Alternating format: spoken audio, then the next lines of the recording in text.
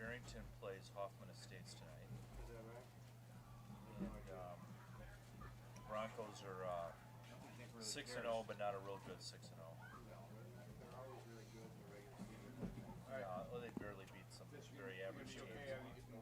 I know because I have to I'm listen fine. to this guy I work with whose kid goes there, so I researched just to find out whether it's bullshit, and it usually isn't. Gonna be okay? Yeah. Okay, got it. I don't follow so closely.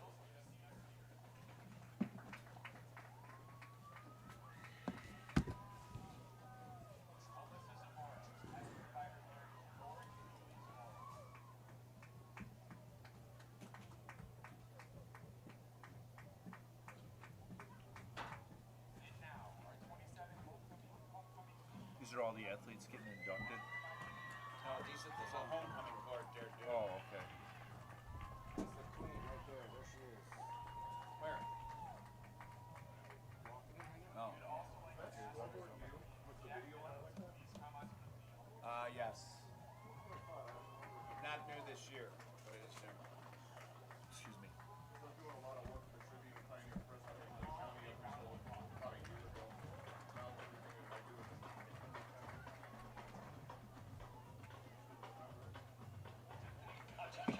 She was at a tennis tournament today. Her brother went and sat in a chair.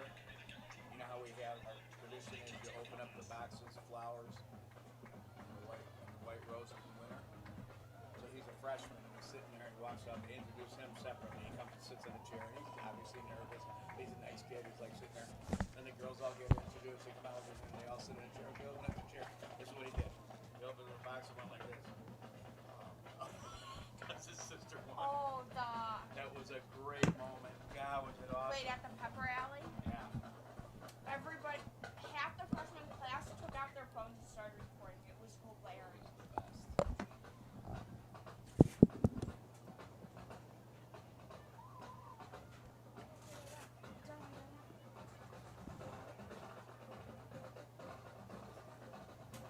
So Marian Central's got to win out to get in the playoffs, Oh no, they just ripped the thing. right? Aren't they? Or no, maybe I'm wrong. Oh. Yeah, they're 2-4, so they got to win out. The Hurricanes were. It's actually pre-ripped. You buy it like that. It's Velcro. It's Velcro. Of course, it's Velcro.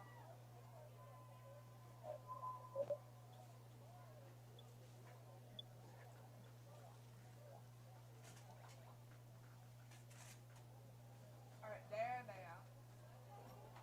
So during halftime, you're done. I'll go down and I'll be reading really fast. These bushes got ready for you. Okay. I'll talk about my kid. Awesome. I think that's great.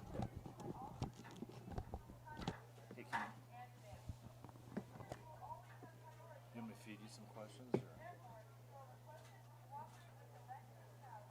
Good to see you. That's fine. Yeah. Okay. What year did he graduate? 2011.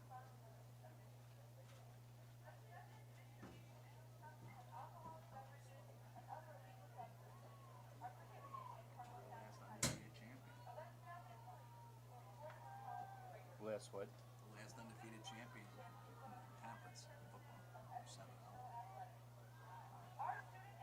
7-0. And we beat Libertyville 54 to 20. Awesome. So that was the Boys of Brown. Was that? Yeah, yeah. So what?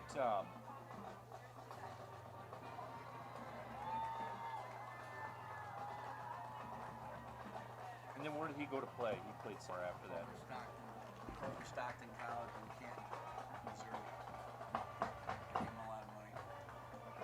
Play with him. What's he NAIA. doing now? He's business out in California. That's why he's not here. What city? Outside Sacramento. Yeah, capital. Very, very, very well. Very, very, very well. That's awesome.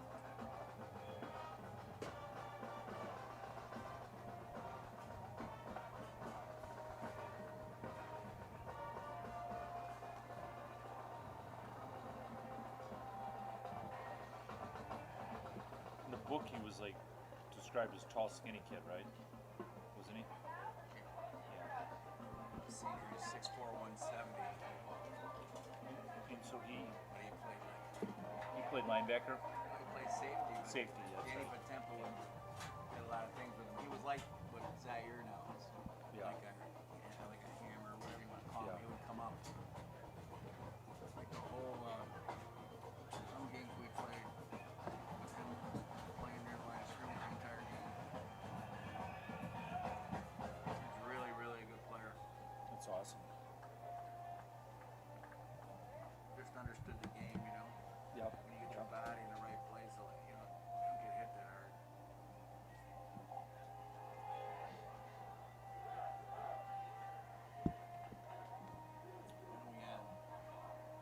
Oh, she hasn't texted me or anything yet.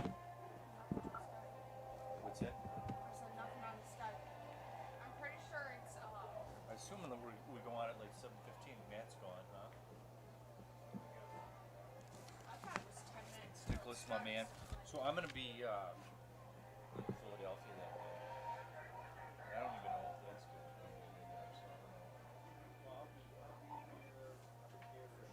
Okay, awesome. Okay. What's Carmel's score? That's Saturday night, isn't it? Yes. Yeah. Why is that not a Saturday? It's usually a Saturday day game. But they, I think it's at night though. yeah, I think you're I right. believe. Hopefully they move it.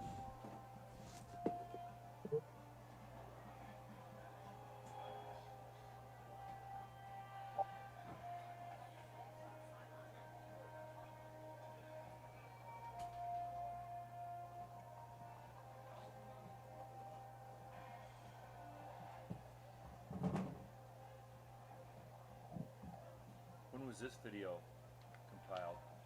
Probably this. It's this year's team, though?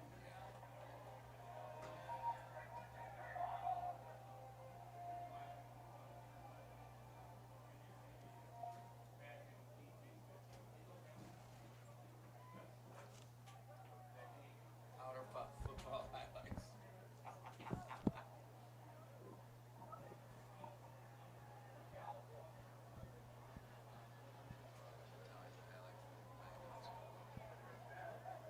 Jet sweep. I wish I got to go to that. Didn't have enough money to get in and go.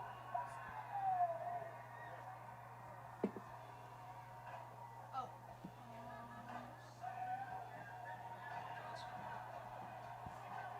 This is my voice. That's my girl I said.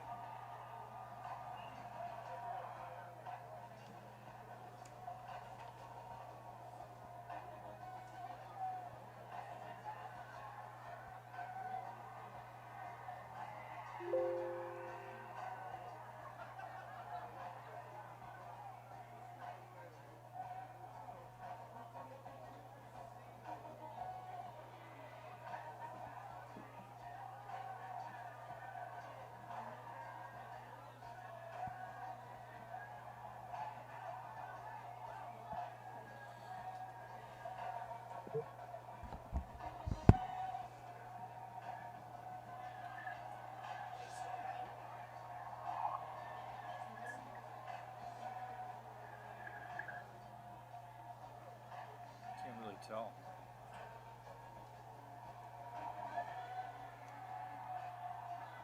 I think we start 10 to the 10 minutes to There's, 10 minutes before the game starts. Remember that clock? Angela says start whenever we like. You guys want to go on? Hey, Mark. Pete's hanging out with Nick. Hi, Angela. Hey, Mark. We're ready. How are you? Doing good. Can you hear us? I can hear you perfectly. It's frightening. Okay. Nick? Hi, Angela. You got me? I got ya. Awesome. Like- Fitz? Fitz, you want to Extra on a what, buddy? Can you hear Fitz? I can even hear little Nolan. I texted him a while ago. I go, Nolan, who's watching Matt? Are you guys going to watch Matt for me? And 10 minutes later, he says, I'm good, thanks. Nolan, what's your last name again? Snyder. So I can hear Fitz in my headphones, but I can't hear Mark. Okay, Uh-oh. you can't hear me? Oh, there we go. All right. So, Angela, we're ready. Let's do it. All righty. Okay. So you're going to hear the music, and then you know the drill. And then at halftime, you know that you're not going to go back to the studio. You're going to have Brad there, and then Fitzy's going to read the Carmel commercials, and he's going to talk about the Hall of Fame and his son. Now, the Is that Carmel right? commercials are the ones where you said, Fitzy, please read at halftime. Yeah. By the way, Angela, you're the only person in the world who calls me Fitzy. Thank you. He's just like Fitz. I'm kidding you. Would you just stop it? Leave it alone. It's a joke. Angela, can you do me a favor, though, real quick? Can you just say something disparaging about the hat that I'm wearing? Because as of right now, you're the only person seriously on Carmel campus who hasn't said something disparaging about it. And I don't want you to be left out. And you know what, Angela? He still hasn't taken it off. So. Just 1 second. I want to do a radio check. We have our radio So I'm going to switch over, okay? radio check for the officials. Any feedback or anything? Did you get any feedback on the official there? No? I could hear him, but no feedback. No. We're good. Thank you. Wow, that was kind of fancy, huh? Yeah, that's kind of fancy. They're doing a little radio with the officials here. Oh. All right, Angela, we're ready. Let's go. Oh, Mark's in a mood here, Angela. Chomping at the bit, game face on and everything. Mark is ready to roll. Okay, so hold your horses, guys. Here we go. Hey, Nolan, do we got some water somewhere? Yes, in a box. And some right here from Eric Franklin. We got water everywhere. Help yourself to some Water everywhere. Hey, you know what? So I switched over, and the first thing everyone heard was, "Hey, Nolan, do you have water?" Yeah, we have water everywhere. You switched over? Oh, so we're on right now? I thought we Well, had you to hear were, the and music. I thought we heard the music first. No, but it's when I say we switch over, that's like we switch over right that second. All right, and then we're ready. Let's go. Okay, one more try.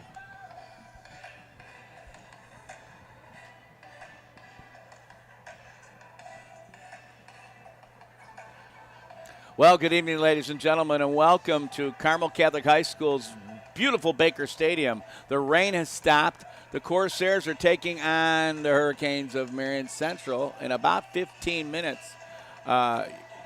Your play-by-play star of WSFI Radio, Mr. Mark Curran, is sitting to my right, and I'm Mike Fitzgibbons. They used me because I got an extra set of headphones. And to my left is former Carmel star player and coach Nick Yeager, who graduated, well, I don't know how many years ago. Years ago, long enough ago to where he thinks that hat's good looking, but whatever. Right. Absolutely, Nick. So Nick thought that once we went on the air, we'd stop talking about his hat, folks. I don't know if you all remember in Caddyshack when he went into the pro shop and it was suggested that you get a free bowl of soup with the hat. Did you get a free bowl of soup, Nick? No, I didn't actually. But you know what? I'm sure getting a mouthful from you guys. I'll tell you what. Well, sometimes you just don't understand when people leave the house have the courage to put some of the things on they have on, or maybe they can leave them in the car. So here we go, folks. You guys, what are you thinking? What are you thinking, Nick? I don't know. Homecoming is always kind of a special night. You know, it's similar to senior night. You know, there's just a different kind of vibe in the air. There's a different kind of energy. And looking down over the field and seeing some of the different festivities leading up to the game, I'm excited for the players. I'm excited for the families to be out here on the campus tonight and have an opportunity to do this together. It's a cool thing. Mark, how about you? No, I agree. My middle son, George, is here tonight. Jeremy Strutz, who was the quarterback last year, is here tonight. They're going to come join us playing one of my high-level command officers' son's team, Brian Keller, who's a Carmel grad, and his son is a real tough player on Marian, Ben Keller. And, it should be a great night. What can you say? Homecoming. Nolan Schneiderman's here to help us set up. Thank you again, buddy. Yeah, homecoming, I've seen a bunch of them here.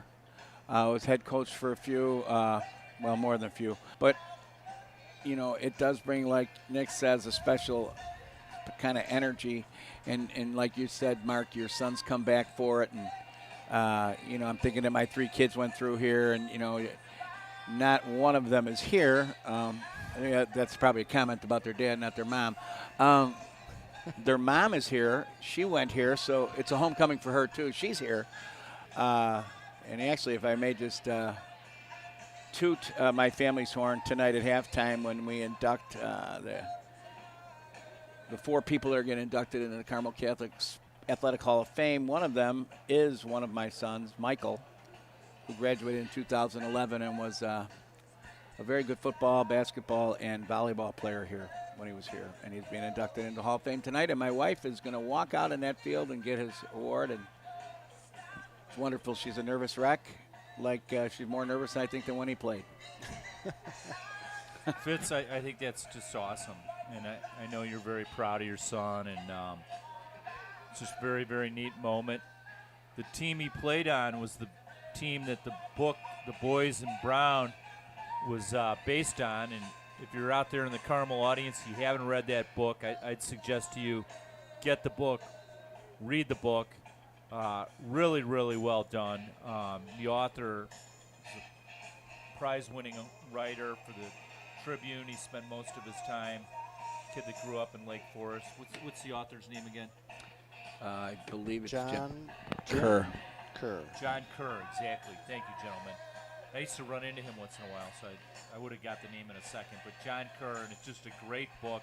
I can't imagine that, if you're in somewhere in Carmel history that you haven't gotten the book, that you wouldn't love the book. So get the book. Watching Carmel warm up, Ethan Kalianakis throwing the ball, and he's got a great arm, and the future is bright. Oh yeah, and we, I'd like the future to begin tonight for him. Talked about concentrating on the now, how we are only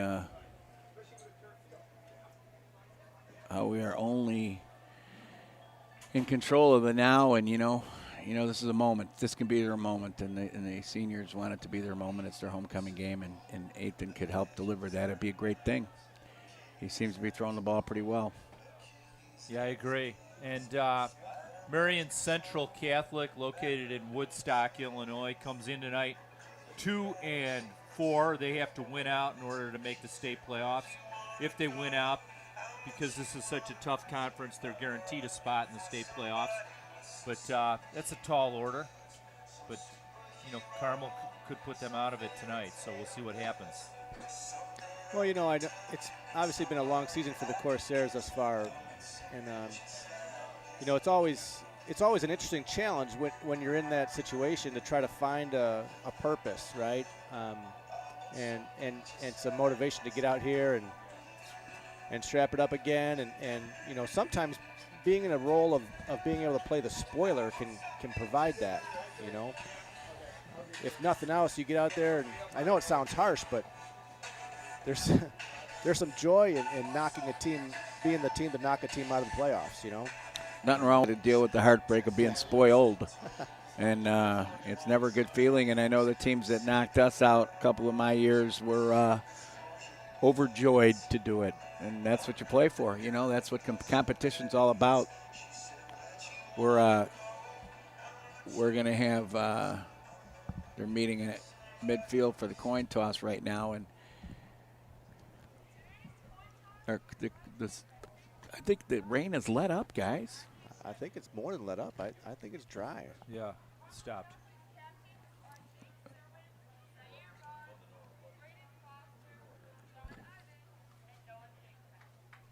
They're allowing student announcers for the first time on the PA tonight. This is going to be interesting. We probably won't hear them, but How you feeling about that, Fitz? You've held that mic a few times over the years. yes, I You have. take a lot of pride in that. Yes, I have, and I'm realizing just how easy it was, Nick.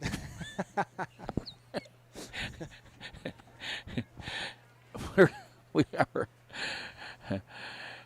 talked to Andy Biddle earlier today, and he feels, Andy's always so positive. He feels good about the game and feels good about the way the team is hung together, in spite of all the remarkable amount of injuries that they've had to put up. And the way guys have gotten hurt are so flukish. And we lost a running back a week and a half ago, just running all by himself, just a cut. He was going through some drills, just cut. And boy, he snapped his ACL. And Andy said he knew the moment he watched it that he was going to be gone for the season. Yeah, you see something like that, it's heart-wrenching. Who was that, Fitz? It was Mikey Lucas, who's had a good year for us. And Sure has. And Chenille Green, being in chapel with them today, at the chapel service, and being in chapel with them and seeing how many crutches came into the chapel, that tells you something. Yeah, that's not a good sign. But in like you said, seeing Andy Biddle before the game and having a chance to talk with him, it's always nice to have that opportunity. I don't get that opportunity as often these days, but you're right. His spirits, despite everything, have remained high and positive, and that's what you come to expect from a guy like that. And he's just top notch all the way around, and is never going to have anything other than a positive perspective. So I'm sure he's working hard to convey that to the players too, week to week here. Well, he was nothing but positive in the chapel, and he's always positive in the chapel, but he's nothing but positive before and after too. So Joe May said they had a great positive week of practice. They're just banged up. Yep. So, Fitz, we get to, I can guess who's dating who this year based on looking down at the cheerleaders that are wearing the various players' jerseys. It's kind of a nice little thing, right? Well, Fitz has stepped out for a second, but I can respond to that. Yeah, that's You got always. any daughters, Nick? I have two daughters, Yeah. actually, and So, one's in 8th grade and one's in 6th grade at St. Bede in Ingleside. great school. Yeah, So, real great school. yeah, I know Judy Foytek's daughter was teaching there. I don't know if you know Ed and Judy Foytek. I don't know Judy, no. But yeah, so your daughter's going to be wearing some guy's football jersey in a couple years. And how are you going to feel about that? Well, Mark, she's not doing it right now, so I'm going to work hard to just stay in the present. Live in the now. That was Not, the focus. See, now that was the I'm focus. not going to allow myself permission to go venturing off into the future. Yeah. I've been giggling about his daughter wearing somebody else's football jersey for a long time now. Exactly. So, yes, I Yeah, have. my son's going to be a freshman next year, so Oh. he's kind of a young stallion himself. So Well, see. we'll be sure to introduce my daughter to the last name and You know, send gonna her, make her wear- send her a different direction. everyone, sometimes I find myself sitting in a place in between people, and things just happen. I'm sitting between these two guys, and yeah, they have their poor kids have no idea what their Right, dads are right, talking about. right, right. I'm not sure how I would deal with that, Mark. Knowing who you are and Right. what you do, Yeah. that kind of that would put me in a really difficult position, wouldn't it? Right. Well, of course, I have a license to carry at all times. But Right. I know. That's what I'm saying. I'll tell you though, it's almost I almost feel bad making any gun jokes. We really should maybe have a moment of silence for. Actually, you know what? This is Catholic Radio, WSFI 88.5 FM. Fitz, as you all know, is one of the great spiritual leaders of our Carmel Catholic family. He's the leader of the Kairos. And Fitz, could you start us off tonight in prayer? Prayer for the game, prayer for what happened in Las Vegas this week, prayer for our country. Sure. In the name of the Father, and of the Son, and the Holy Spirit, amen. Lord, we thank you for the great many blessings we've been given, and we thank you for our great communities, these two great high schools. We thank you especially for these players and these coaches and their families and the people that that help provide a school like this.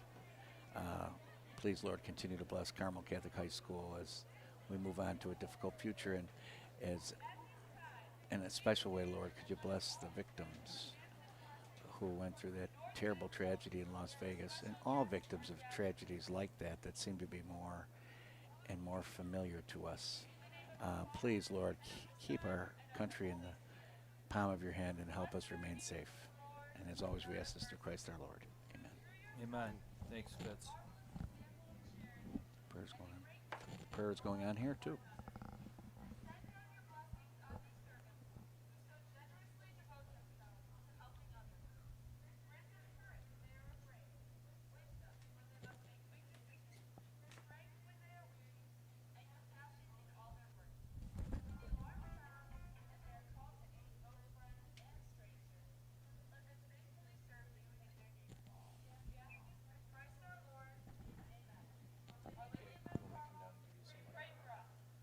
I didn't want to talk during the prayer.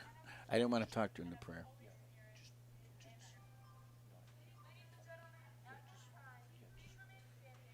Just tell them you're up on the radio. Tell them your dad. We're about to have the national anthem, folks, so I finished my prayer, and the Carmel students on the PA were beginning their prayer, so we didn't want to talk over that. So here comes the Carmel band with the national anthem.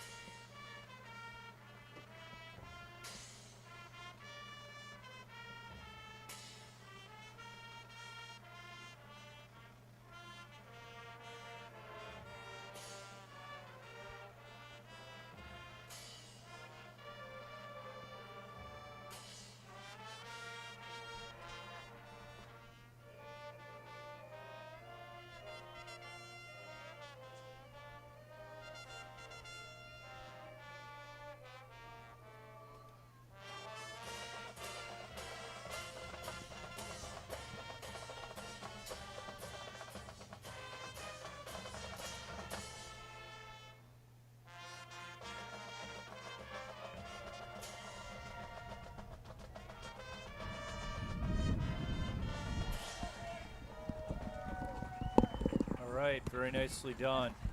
I'm looking out and I see one of our top detectives, Kevin Harris, is here tonight. I don't remember if he's a Carmel grad or not. Kevin Harris. I'm not remembering the name offhand. I'm going to grab him and come over here, talk to us in a bit. Got a lot of guests lined up tonight. At halftime, we're going to talk about Coach Fitzgibbon's son, Mike, who's getting inducted tonight. It's an exciting night.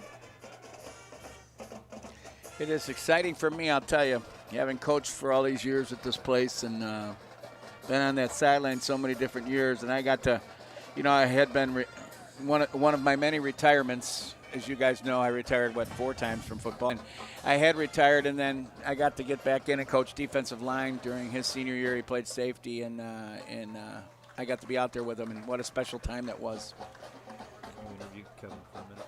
I'll bring Kevin over for a minute. Whatever you want to do. What do you think? Whatever you. Actually, we're getting close to kickoff. We are. We are about one. Actually, they're going to be setting the clock here, folks. Our band is marched off the field. You can always tell, Nick, when the band's marched off the field, the tubas are moving. Kevin. Yeah, and so are the students holding them, and the other students around them playing all their instruments. It's not just the tubas, Fitz, that are moving. Hey, Fitz, I just want to put Kevin Harris, one of our great detectives, on for a minute. Hey, just tell him what you're doing here. You're here in Carmel. Did you go to Carmel? No, my wife did. Okay, that's Who am I talking to? Yeah. Kev, you're on 88.5 WSFI radio, Fitz. Kevin. Hey, Mike man. Fitzgibbon's here. Thanks for being here, and you're one. For his service. He's one Thank of you the for best your service. detectives, You're one of the best detectives we have, and we're wondering, as he asked, what are you doing here? Actually, my son's a freshman here, so I'm kidding. Awesome. we're here for I'm the kidding. freshman year. And your wife went here? Yes, And what was her maiden name? Spalding. Spalding. Jennifer Spalding. When about she graduated? 88. There you go. Right at merger time. Right when we became one school. Well, it's great to have you here. Thanks for sending your son here. Absolutely. Nolan's a freshman. Nolan's a freshman. We have a great freshman class. We just had retreat last weekend with him and it was a blast. And gosh, what a good class. So, here we go. So what do we got there, Mark? Is that a number 1 on his jersey? It is. Matthew Darbrough is kicking off. And we have, what do we have over back like there, Nick Fisher and Nick- Miles Trammell. Nick Fisher, Niles Trammell deep. And here we go. Squib Ready for kick. some football. Squib bounce. Fisher gets it at about the 10. Fisher bursts over to the 30 to about the 34. Decent Mark, return, here we huh, go. Fitz? Decent return. Decent return of about 24 yards. Nick, here we go. 1st and 10. All right. Where are they going to mark that? 33? And Fitz, Ethan Kalianakis is such a talented kid that there is no question every game is just going to get better. So Nope. that's exciting right there. Yes, it is. Yes, it is. I'm Well, telling it's you good right to now. see them get some field position here to start off. Let's see what they can do here. We got a guy in the backfield. You know what I'm going to say. I'm looking for a run on 1st down here. Let's see. Trammell in motion. There's a Kalianakis toss is to pitch. Lynch. Oh, they didn't block Sean it. Lynch going left side, and he's out for a couple yards and dragged down. It was a nice play. Sweet But play to the left, and it's number 4, Sam Limbaugh. picked up about 6'3", 3 yards. 235-pound defensive end. And he was unblocked on that He play. was unblocked, and Sean almost beat him around the end. He but almost dove. did, yeah. I'm thinking if you're going to leave a guy like that unblocked, you better read him, rather than just Exactly letting him right. sit there. So Oh, here we go. was it- Ethan in the shotgun again, Fitz. Nick. Slot right, motion back. First throw of the evening. Left side. Ooh. Nice throw. And What a a really nice nice catch. A Heck really of a nice catch. Was that his brother on that one, huh? Yes, it was. Dino. Tino Kalianakis. So, Ni- I mean, he's a talented kid. He's he's wiry, but he's a freshman. I mean, he's going to be a big receiver a couple of years. That You was talk a- about, Mark, you talk a lot about the future with Kalianakis, Kaliakmanis, and that's a throw right there that as a 14-year-old kid playing on the varsity and the ESCC, he fit that into a window that, you fit a key into that window maybe. It was a 12-yard gain, 1st and 10 from the Right. 36. And Lynch trying to get the hard yards. He gets one. And Nick, you're right. I said Kaliakmanis. Yeah, I apologize. Kaliakmanis handed it to Sean Lynch. He got a yard, maybe. Nope, he didn't. 2nd and 10. These boys' father was a big football player in New Jersey, and he's a big, strong guy. So their frames as they fill out, it's just really exciting. And the thing I really liked about that catch from Dino was that he caught it in his hands. He didn't let it get into his Right. body. Yes. Exactly. Yes. All right. It's a toss to Uh-oh. Zaire Barnes, and he sees a seam, and he's in there. Hey, guys, we got a couple grads right outside the booth. George Kern. George Jeremy Kern, Stretzel. who just happens to have a dad in the booth. Yes. Hey, guys. Hey, when there's a break, guys, let me put you. George. Oh, well. He's trying to get his. It's going to be 3rd and 8 for the Corsairs at about the 48. That was Zaire Barnes' first carry of the game. He came in for Lynch for a play. Now Lynch is back in. Looks like we got double tight slot, Nick. Yeah. One running back. Dino split to the field.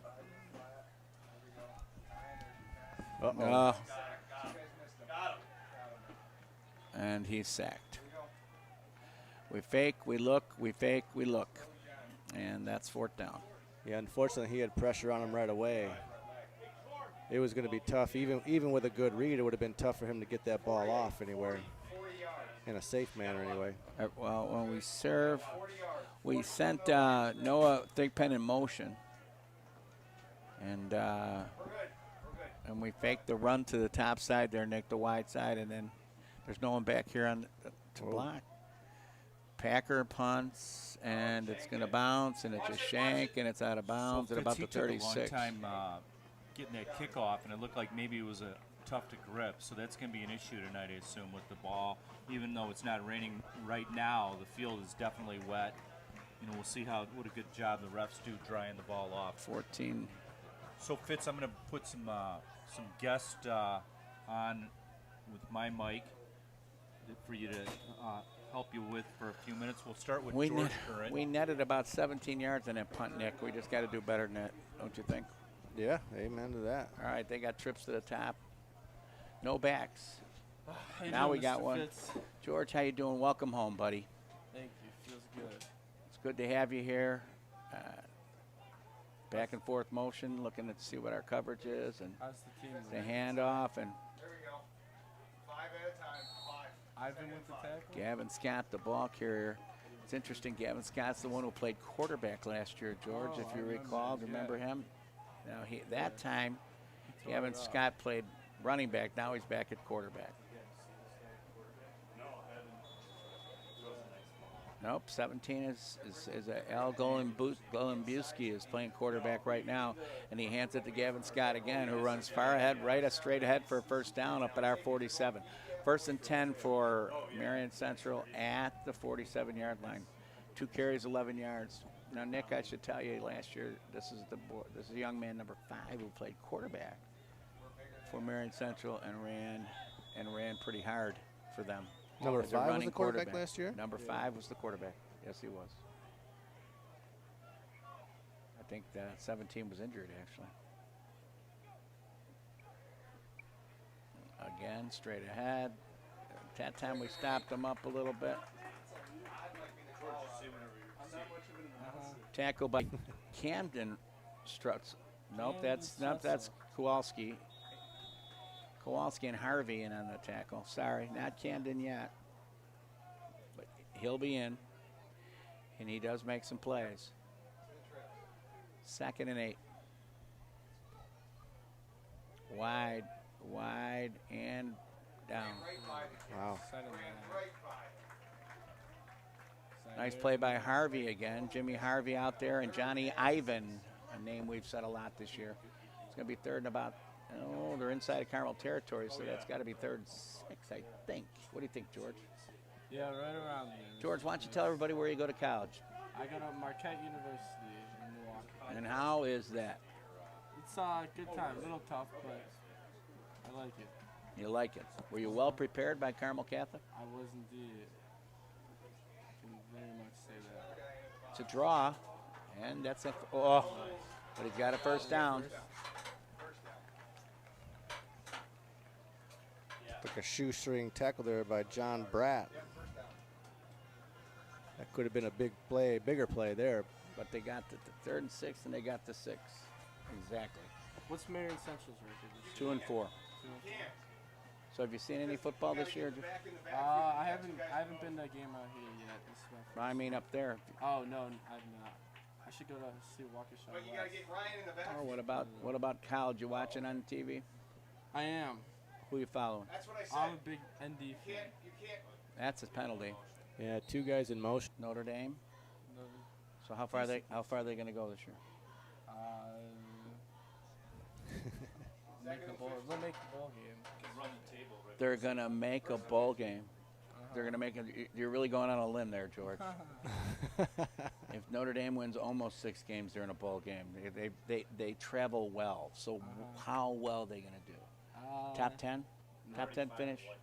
Yeah. Your dad is yelling things over your shoulder. This is just like when you played. He was yelling. Don't listen to him, George. Just what do you think? 8 and 4. 8 and 4. 9 and 3. 9 and 3. 9 and 3. He's thinking 9 and 3. Nick, what are you thinking about Notre Dame? Nick? You know what? He's a big Notre Dame guy too. I'm a big Notre Dame guy. Really, I haven't watched a down of Notre Dame football season. It barely lost to Georgia.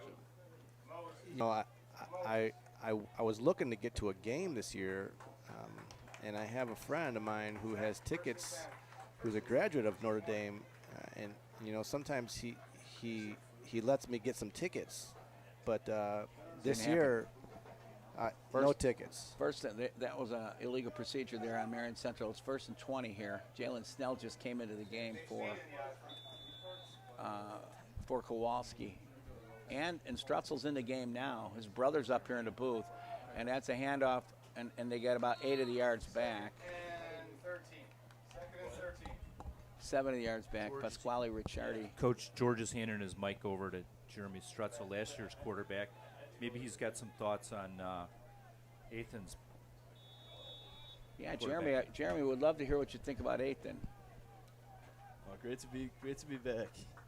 Well, I didn't ask you that. I said I'm kidding. I'm joking. There he is again. I will ask you how it is to be back in a moment. Gain of about 4. Jalen Snell in the game, and he was in on the tackle, as was Jimmy Harvey. So what do you think about Ethan?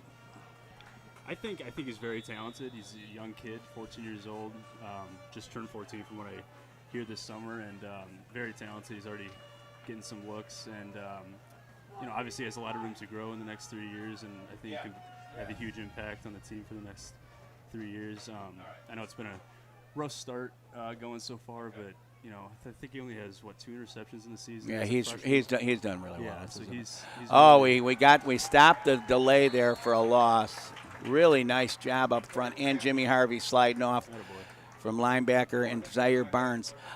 So tell us quickly, where do you go to school, buddy? I go to DePaul University in Chicago. Wow, Yeah. DePaul, a blue demon in the booth. Blue Demon, yep. How do you like that?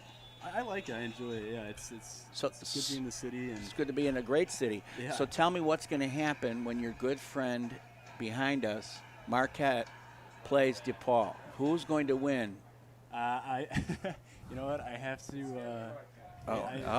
Now he's yelling like his dad right over. Oh, we blocked the punt. There we go. And we got the ball. Awesome. Zaire Barnes with a block punt. Exactly what we needed. Zaire Barnes blocks it.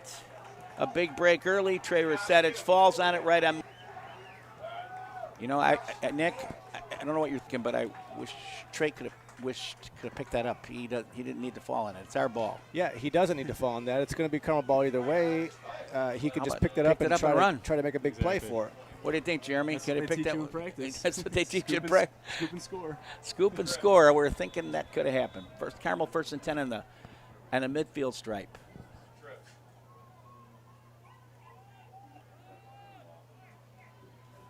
Lynch for about 2 to the 48. Because they haven't shown it yet. He's on his head. It's their best player. Why wouldn't he One have? good thing too about Ethan, seems to be very He's their calm best player. in the pocket, and he's just Yeah, calm he's overall got on the he's field. got really good presence for a Yeah. kid his age. Good But confidence. I'm even done saying for a kid his age, he's just a pretty good young player. Who's that? Ethan. Oh, he's just Very impressive. He just doesn't. He never has once played like a freshman. Not one play. And there's a trap to Barnes, and Barnes is tied up, and he's going to go down. Now look at where they marked that. I'm always confused by that, Nick. I can't hear you, Fitz. What? Look where they marked the ball.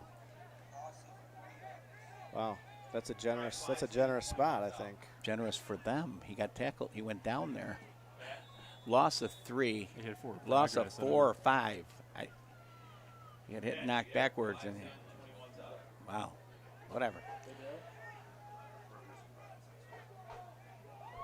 So here we go, folks. 3rd and 14 at the 46.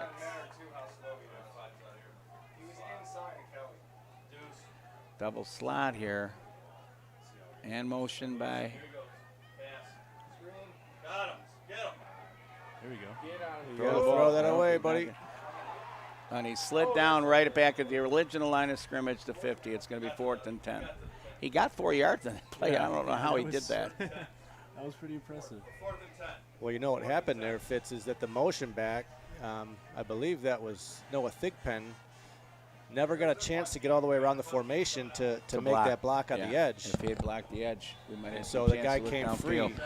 So now Carmel misses a chance at golden opportunity there, and now we're going to be punting from our own 49. So how do you like school at DePaul? How do you like school at DePaul? I like it a lot. Yeah, it's. I'm going into business, so I think it's great.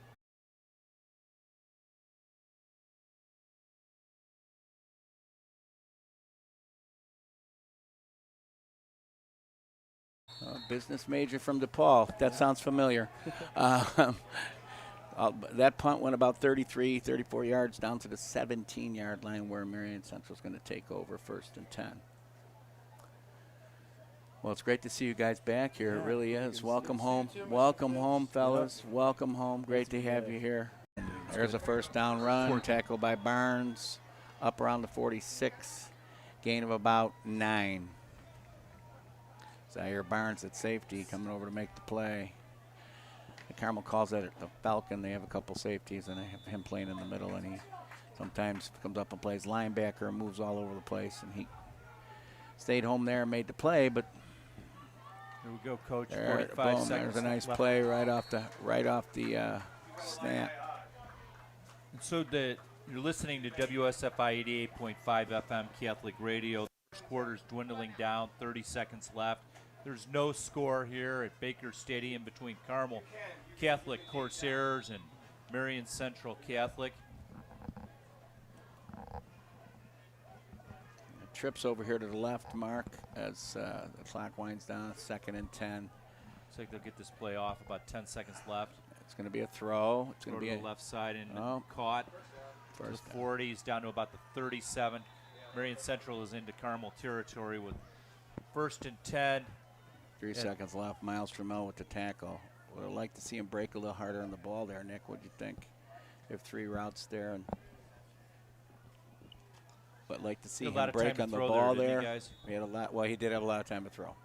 So the rain Yeah. is coming down. We got the tent in the north end zone for homecoming.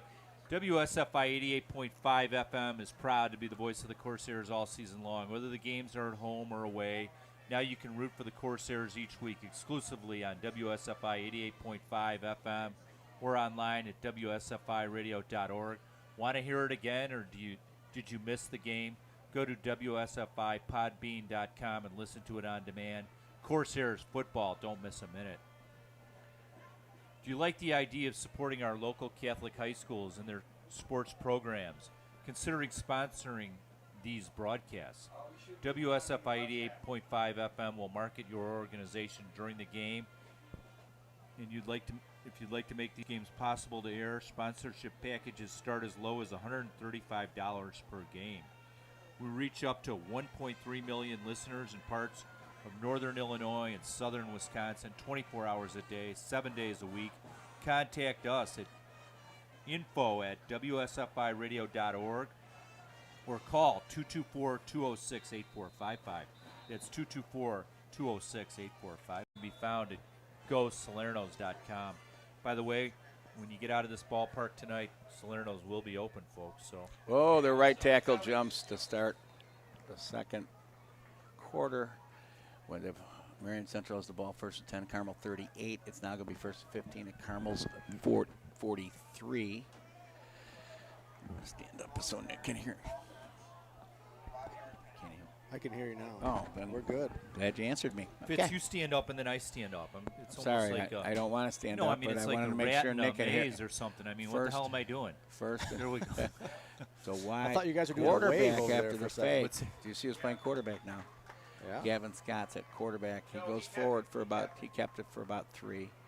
Nope, 2. Back to the 41. It's going to be 2nd and 13 at the Carmel 41. Gavin Scott moves around a lot. They do a little wildcat there. Is that what they're doing? Well, I don't know. He's listed as quarterback, Nick. So I think he plays quarterback. 17 he is was- back in the game He now. was lined He up was at sitting running out. back. Golan Biuski. Now he's lined up as a Now slot he's a receiver. slot receiver. It's 5 receivers. Somebody's going in motion. They haven't done empty yet tonight. He's going in motion. And it's Gavin Scott motion. And now we got another penalty. Delay a game on Marian. It's going to be another 5-yard penalty. I figured we had. Back to the 46, where like it's when going you- to be 2nd down and 18. Yeah, 2nd and 18 at the 46. I like when the opposing team goes backwards. We like backwards. They're gaining some good field position, and now we get a stop, 2 stops here. Again, they have, and again, they motion back to behind. They're going to run the same play as they were going to run. It's a handoff straight ahead to 5, and Gavin Scott gets a bunch. It's going to be 3rd and 9. Tackle finally by Jake Serwin. It's all right when the linebackers are making the tackle, not okay when they're making it 8 yards downfield. Yeah. 3rd and 9 at the 38. Really 3rd and 10. And that's where we started this, the 38. So the quarter began there. And it's good to hear Jake Serwin's name. Yeah, we hadn't heard it yet. Let's see what we're going to do here. He goes in motion. Scott goes in motion back behind the quarterback.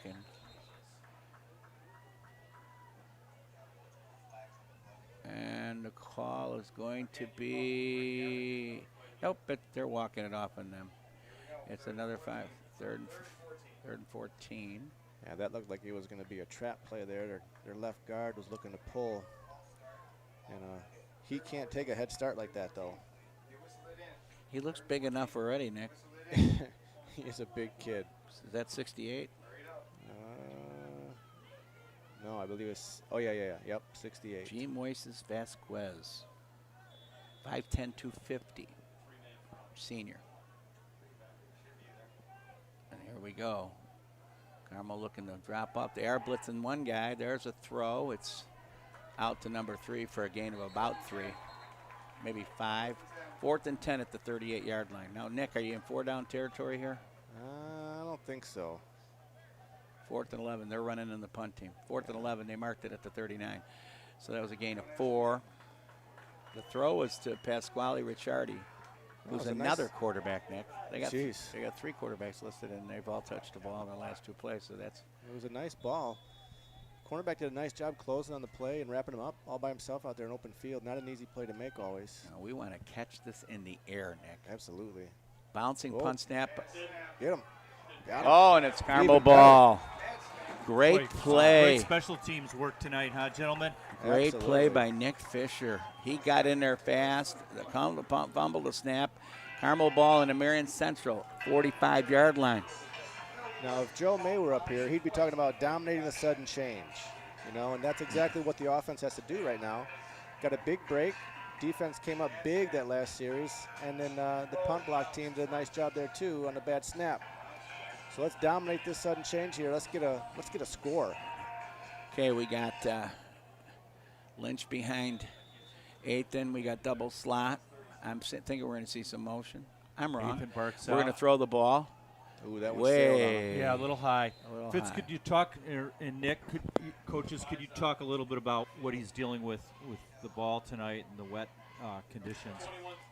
I just don't see it that. I just do not see it being that wet, Nick. Do you? You know, honestly, it's remarkable. Mark, I don't know if you've ever been down on the turf.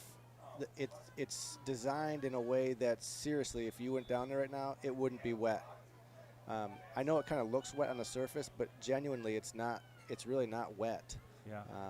And being that they're rotating the ball out, for sure that also helps too. So I'm thinking that the ball probably actually Zaire feels Barnes. Yeah. pretty tacky. Right Gets up the about middle. 3. So it's kind of misty, though, so you don't think that any water's accumulating on the ball. No, I don't. I really don't. Good. I think on a night like tonight, the ball actually kind of gets a little tacky. It's not wet and it's not dry, but when that little combination kind of actually gives a little stick to it. 3rd and 7 here for the Corsairs. 3rd and 7. Here's Kelly Ekmanis, barks out the signals. Drops straight back, throws the left Going side, deep. he lofts it, and he's got one. Oh, he had his brother. He had his brother in the corner of the end zone. He just overthrew it a little bit.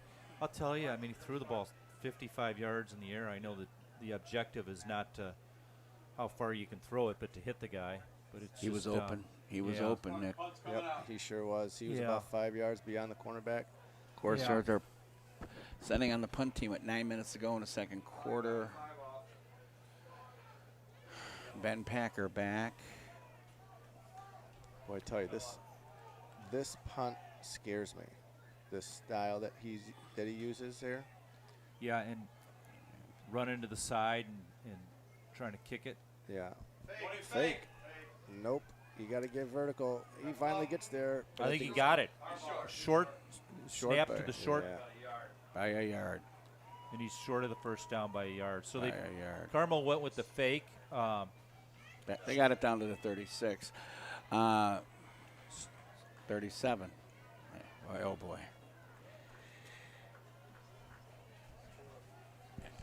First and 10, Marian at their own 37. Boy, Nick, you think they know where if you know where the sticks are, you got to run to the sticks, don't you? Yeah. He did not do that. He went a little east and west. East-west to start. You got to get the ball up the field. And there's a little. Whoa! I don't think he had the ball. Yeah, but now it's a 15-yard penalty. He went out, and I know that was unintentional, but they're going to hit him for a late hit there. I don't think he was babbling the ball. The referee didn't see it because the referee was watching Miles Trammell. Yeah. And he should have been because Miles Trammell hit him late, but he babbled the ball. Trammell's got a lot of speed, and it's hard to slam on those brakes. You could see that he knew once he got to him. He tried to slow up, but he wasn't able to. I'm interested to see if the Carmel secondary is going to make an adjustment here. They've been able to kind of nickel and dime them a little bit and take that 5 to 6 yard hitch pretty much whenever they wanted, it seems so far.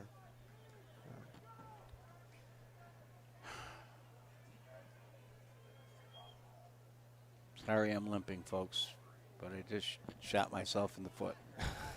Exactly. First and 10 at the Carmel 42. A 5-yard out turns into a 14-7, 21-yard game. This difficult. Marian Central's always been a decent throwing team as well. Hand off, left side. Another nice play by Jimmy Harvey. Jonathan Bratt coming up to help out at the end. Just another good play by Jimmy Harvey at linebacker. No gain, 2nd and 10, 43-yard line. Yeah, when was it marked at Marian Central? Didn't they win the state championship not too long ago? Yeah, I think it's more than a few years, but they won a couple actually. Yeah. But that was when they had the Hartliebs and those guys. They're going to throw. Drops back, He's he got goes left side, and he's looking. He's got time to throw. And it's a great quick play. Yeah, he was all over it. That was a great Busted defensive up play there by who was that, Coach? Adrian Dawkins. Adrian Really Dawkins. good play. He hit him as he he bobbled the ball, and once he bobbled it, Adrian hit him hard. 3rd and a little more than 10. Just outside our 43, or right at our 43, folks. Here we go. So here's a big stop here. Golombuski, the Marian Central Catholic shotgun formation. He's got 3 wide to the Draw. Draw play. Nothing doing. Carmel was all over it. So this 4th down quarterback, and E.J. 9. Golombuski for Marian Central, he's listed as a wide receiver quarterback. Has he played quarterback all year? Harvey and Kowalski, yeah. Well, they switch it up like that. Yeah. Number 5. Right. 5 plays. Gavin played a Scott lot, plays too. exactly. They are going for it on 4th and 10. The 42-yard line. They are going for it. So here's Golombuski in the Like shotgun. He's got You gotta watch that post up top. drops straight back. He's looking right side. He throws it Out of bounds. Yeah. Almost Forced a their nice ball catch out to by 42. Joe He May tried to down go there on to the Charlie sideline. Kramer, and the pass was he had no play on that. That's a big stop by our defense, Nick. Yeah, you know, Joe May almost made a nice catch up there. Oh wow, who is this beautiful woman in the booth, Fitz? Put it on. Folks, it's such a special night. I told you my son has been inducted in the Hall of Fame. Mary, We it's were for trying to you. get Mary. My wife is in the booth. This is awesome. Hello, Mary. Say hi. Hello. See that? There she is.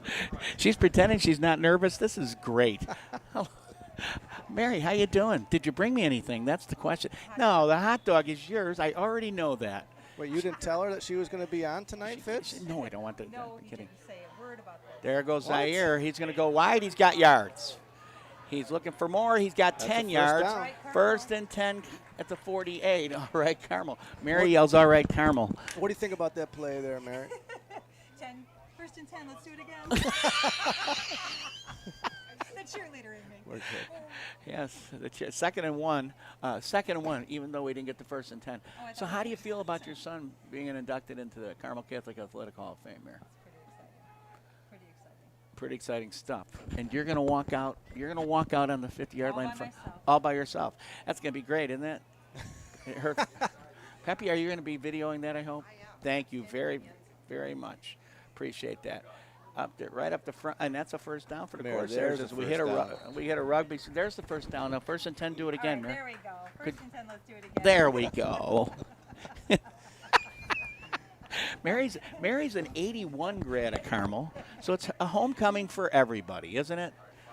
Except our 3 children who went here. Not a homecoming for them. Yeah, where are they at tonight? I 1st know and one's 10 in to California. 46. Two are in I California. cannot believe I'm in the booth doing the game, and my wife walked into the radio booth. I How love it. about that? That's great to have her up here. I'm glad I'm not smoking a cigar or something. She'd be mad at me. This is awesome. It is a smoke-free campus. Oh, brother.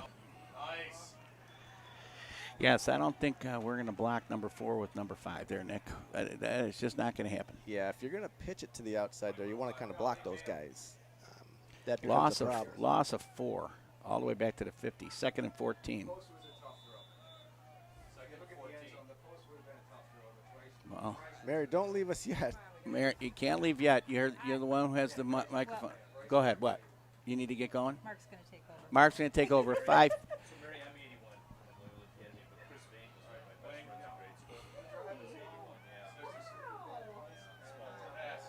Looks one way, looks the other, watch your back, gets buddy. out of the way, gets out of the way again. He's running, now he's running. He should He got hit pretty hard from the back. I just wish he'd look downfield there, Nick, and throw the ball. What do you think? Well, I think at some point, you hear a lot about that internal clock. He clearly understood he was in distress. At some point, you got to find someone and throw the ball over the Get sideline. rid of the ball there, don't you? Yeah, it was already 2nd and double sticks. We can't take another loss there. And on top of that, he took a pretty wicked hit. Sometimes he tries to do too much on one play, doesn't he, Nick? Yeah, and I get then he's going to run it, and that's trouble. So we lost 5 more. It's 2nd and 20, or 3rd and 20, 3rd and 19. Hey, no, that's okay. Hey, Fitz, I'm back. Mary gave me the mic. It's a reverse to Miles Trammell. Miles Trammell. Wow, he's gone. Trammell. He is gone. He's going to go. Touchdown, Carmel. Wow. I don't see a flag, Nick. Do I you? don't either. I'm looking now. There's nothing. 55-yard run for the Corsairs. How about it?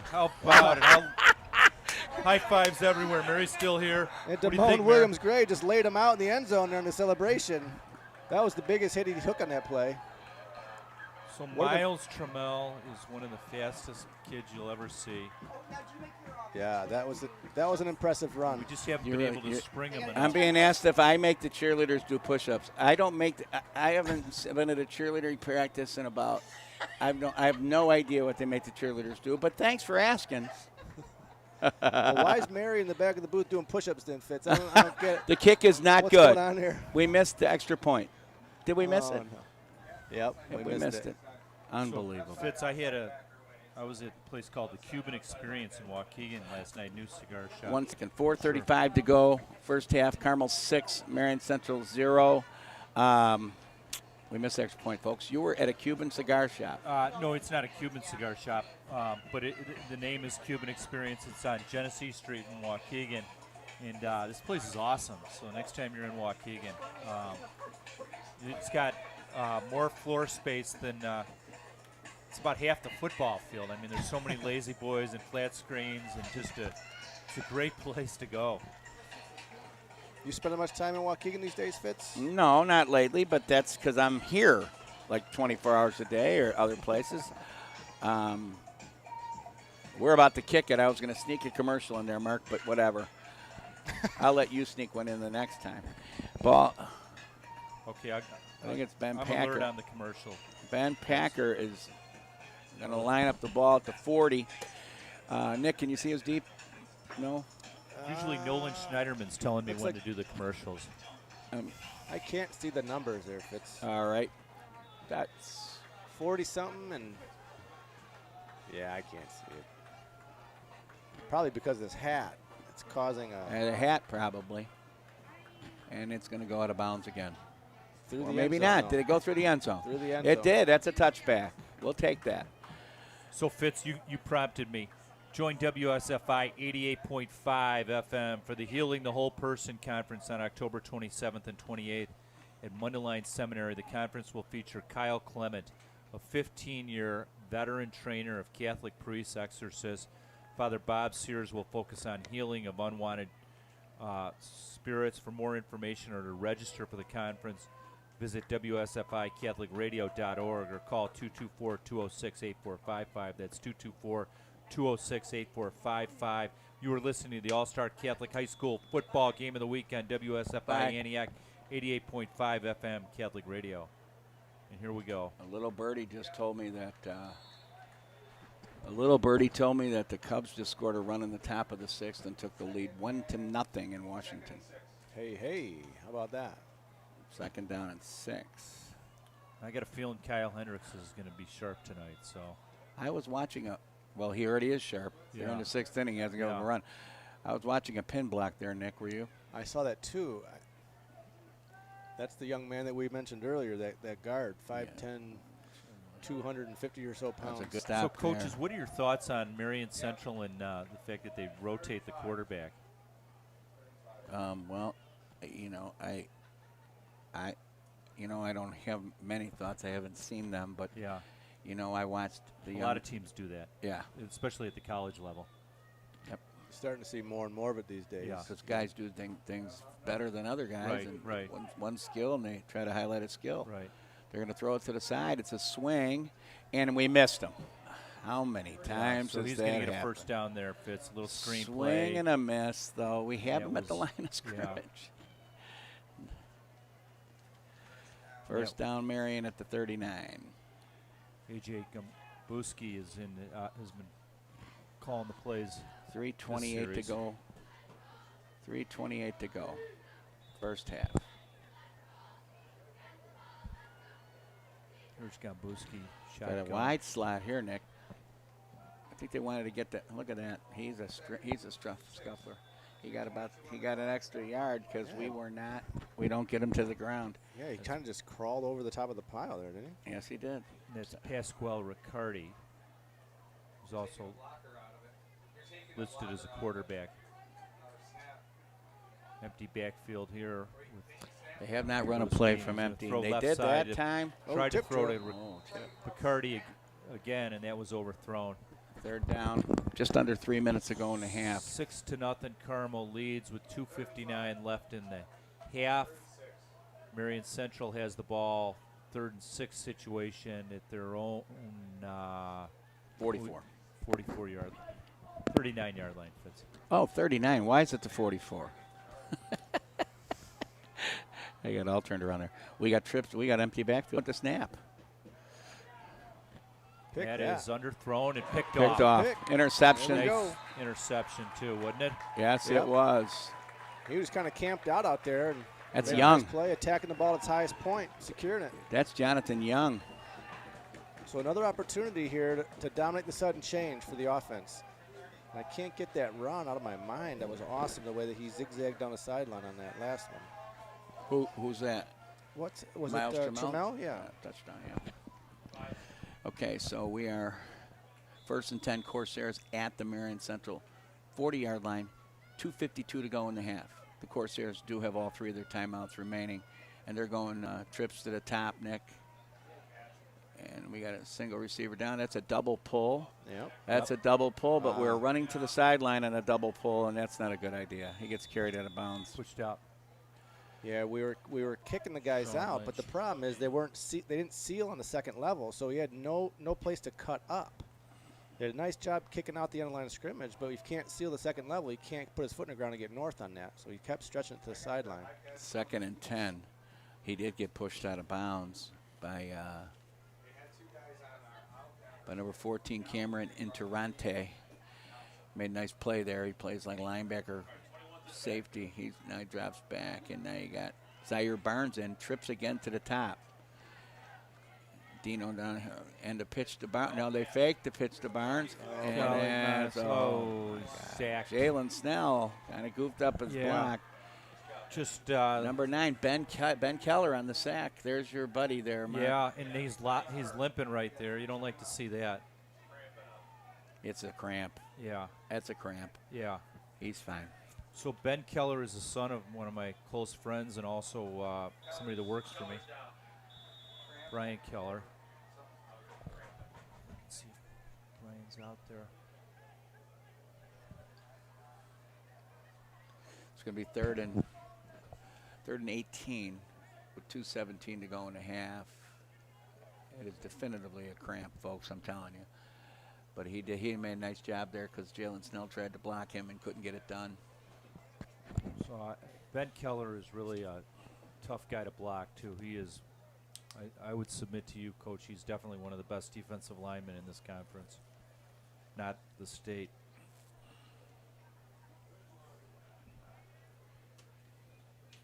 You know, it's a muggy night, isn't it? I was just going to say, cramping in almost middle of October now. it's been pretty mild this season, huh? Really has. Well, mild. Some nights downright muggy. Hot, yeah, muggy for sure.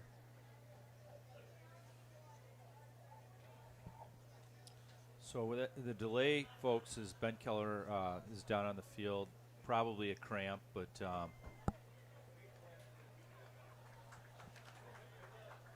we're gonna. Thank you, Coach. Coach has prompted me that it's time to hit our sponsors and want to talk about Ed Catholic Financial Life. Our members are offered scholarship benefits from grade school through college. To learn more about eligibility for these or the many other value-added benefits, call Matt Tomlinson at 847-548-6288. That's Matt Tomlinson at 847-548-6288. 318. Although we did score on a 3rd and 20, didn't we? Well, that's true. We should run that play again. Yeah, I think that we're going to throw it or give the ball to Lynch. Lynch is in the backfield. We got 2 wide to the right and 2 wide to the left. Well, Trammell is in the slot here to the near side with a lot of running room on the out. He's going to throw it. He's straight back. He's got a lot of time to throw this time. He's rolling right now as he's being pressured. He throws it, and it's almost picked off but dropped. It looked like Picardi had a chance to intercept it. The ball was kind of a wounded ball, not a tight spiral at all. And not seeing a flag, but the referees are walking around like there is a flag on the field here in the near hash at about the 26-yard line or so, 27-yard line. That's a play there, I think. Oh, like they're pointing to their way. What is going on here? Punt team's coming out. Oh, no, we got hold. It's declined. That one there, Calic Menace had quite a bit of room in front of him to run. He's a really athletic kid. Maybe I wouldn't have mind seeing him tuck that one and seeing what he can do with his legs. Yeah. What do you think, Nick, about the fact, though, that he is 14 and you don't want to beaten up too badly with the bigger size lineman? Yeah, there's certainly something to be said for that. That's his best punting forever. He's going to get a roll, too. And it rolls and rolls and rolls and rolls all the way down to about the 12-yard line. Am I right, Nick? 15, I think. The 15-yard line. Spotted.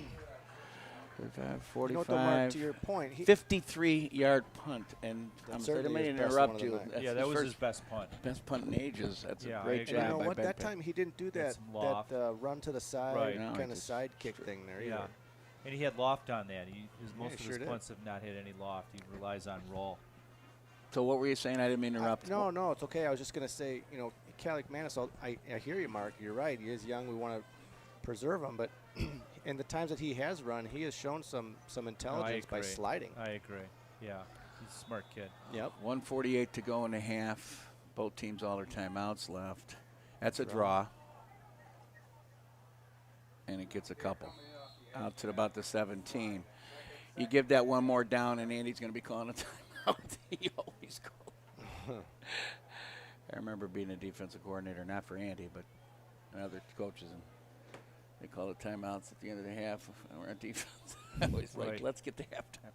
Here we go.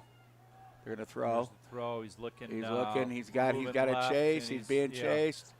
And a little nice throw. Pass. Nice catch. Adrian Dawkins there. Yeah.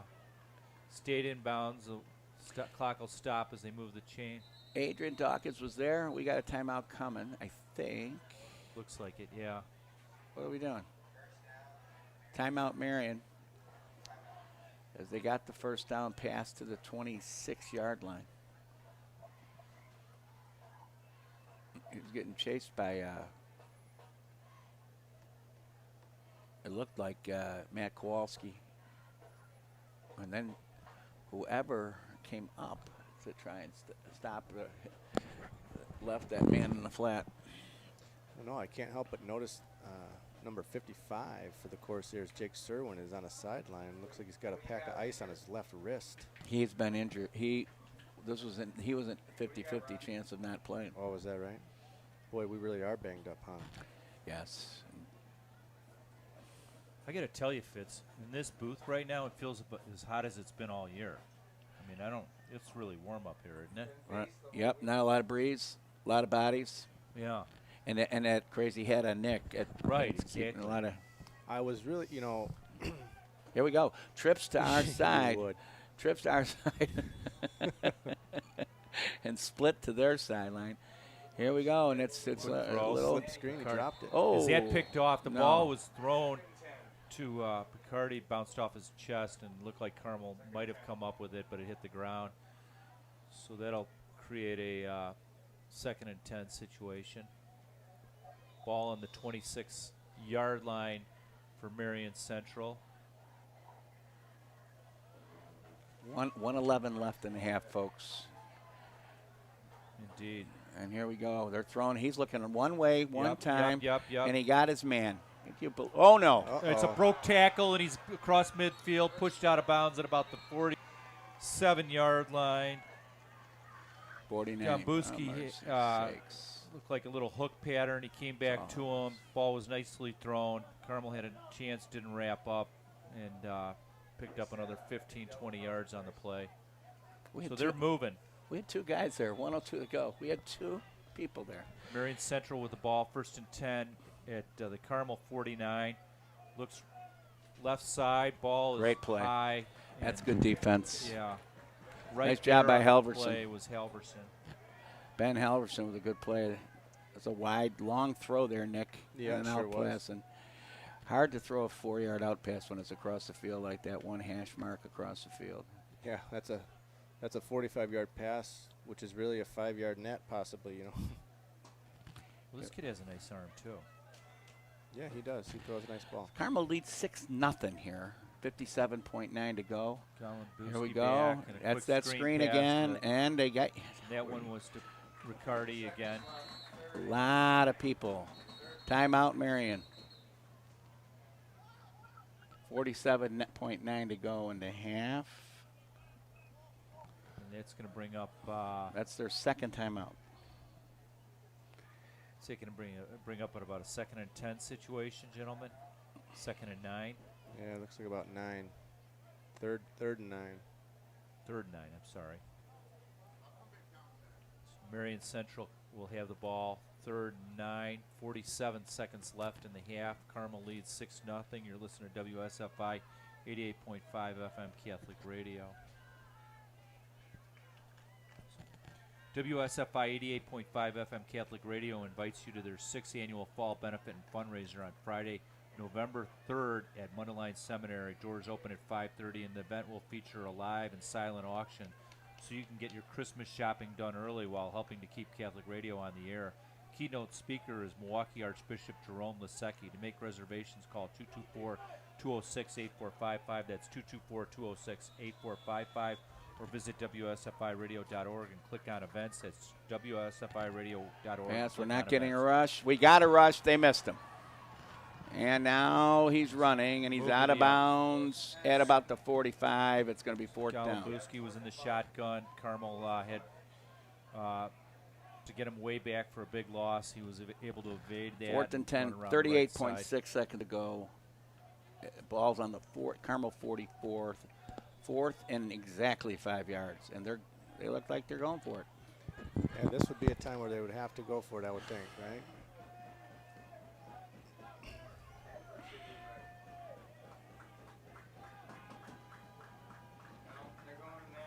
They got trips up top, and they're going, whoa. And he's got, and he's out of bounds. He did catch it, but he's knocked out of bounds by Jonathan Brott. Carmel holds. Ball on the 42-yard line. Corsairs 30 seconds ago. Here we go. It's Yeah, really wires funny all with all over the the wires. Yeah, it's Every week we do this, folks. Mark gets entangled in wires. It's really a lot of Yeah. fun to watch. well, let's put it this way: it's better than Skyping it. At least we're. But you recall the St. Viator evening, we Skyped and you still were entangled Tell with me how wires. many feet I had to work with. So, folks, I'm 6'5", 215. And Fitz is not small either, and we were in. Fitz is not small. Now, We you were know, in. We were in a telephone booth. That oh, would be that was a trap, and that was.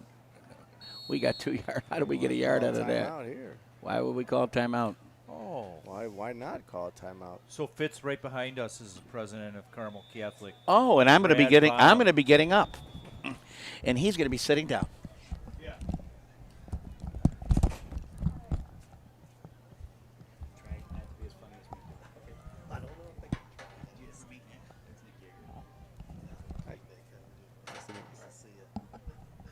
Hey, Brad.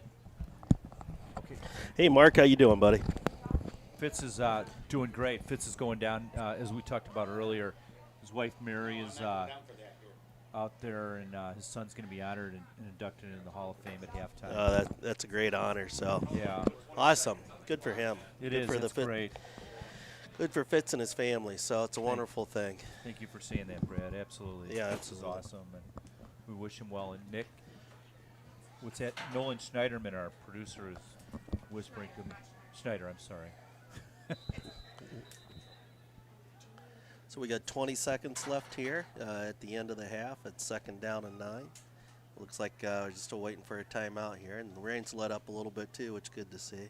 Thank you, Brad. Yeah, nice student crowd for homecoming too, isn't it? It's nice. I haven't been down to the tent. Were you in the tent for a while? Oh yeah, it was awesome. I saw a lot of alums that came in for the weekend, which is great to see, and just a beautiful showing for Carmel students and to the crowd for being bad weather. It looks awesome, so that is great.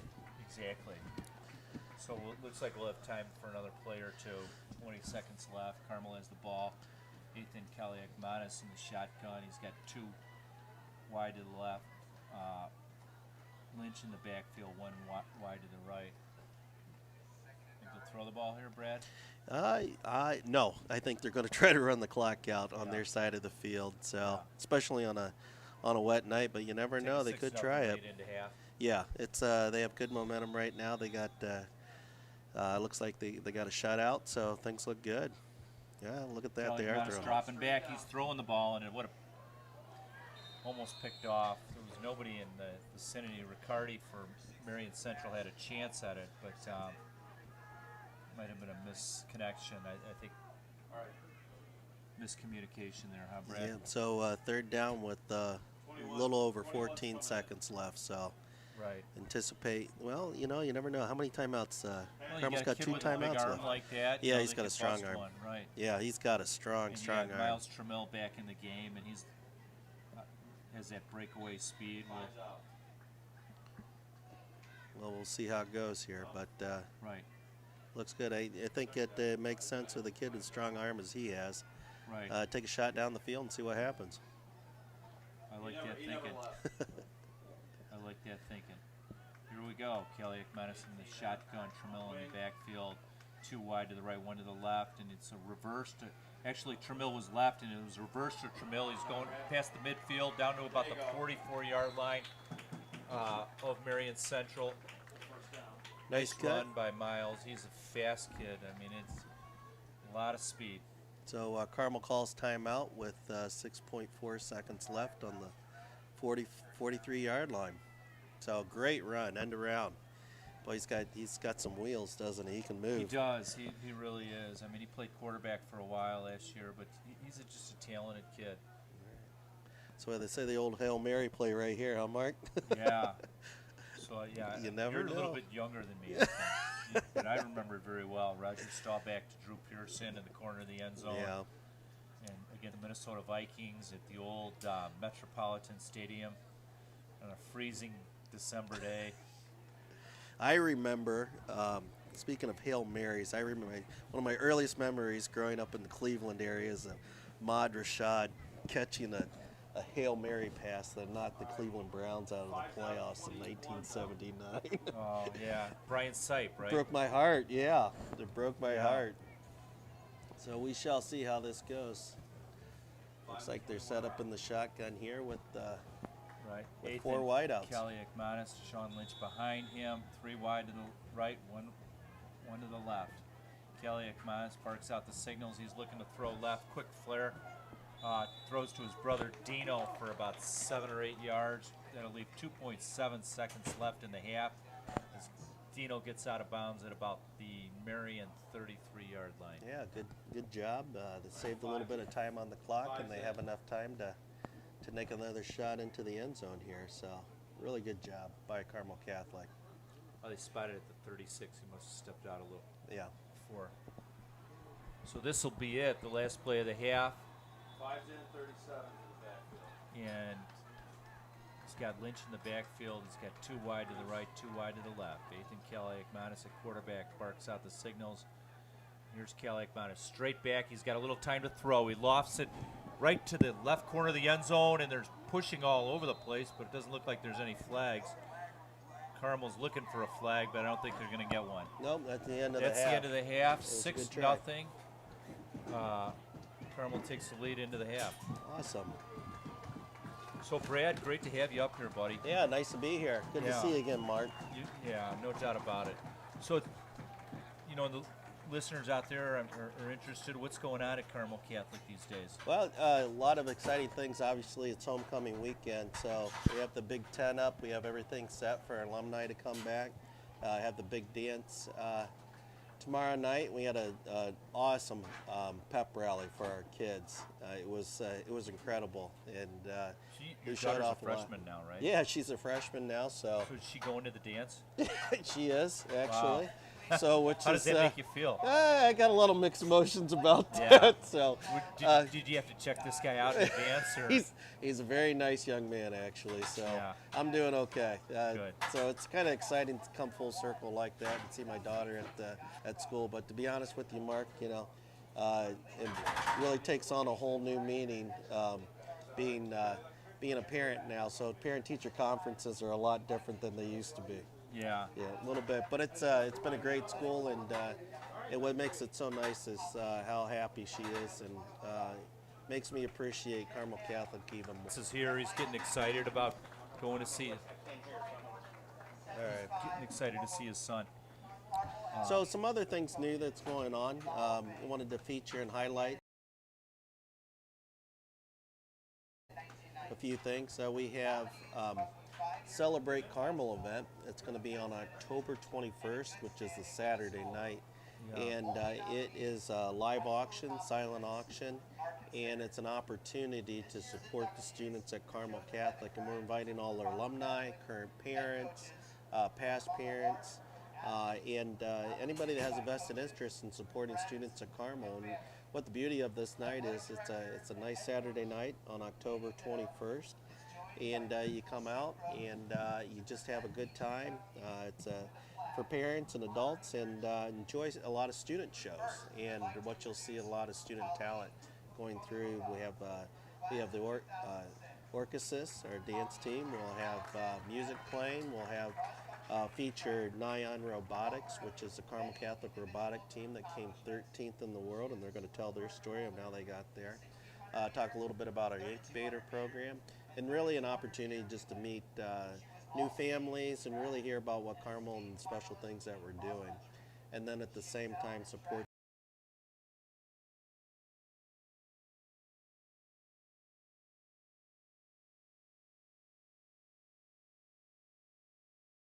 the students for scholarships and additional new programs at the school. So really would like to see a large crowd, and hoping that we'll get a lot of people out there to support our students here at the school. Right, absolutely.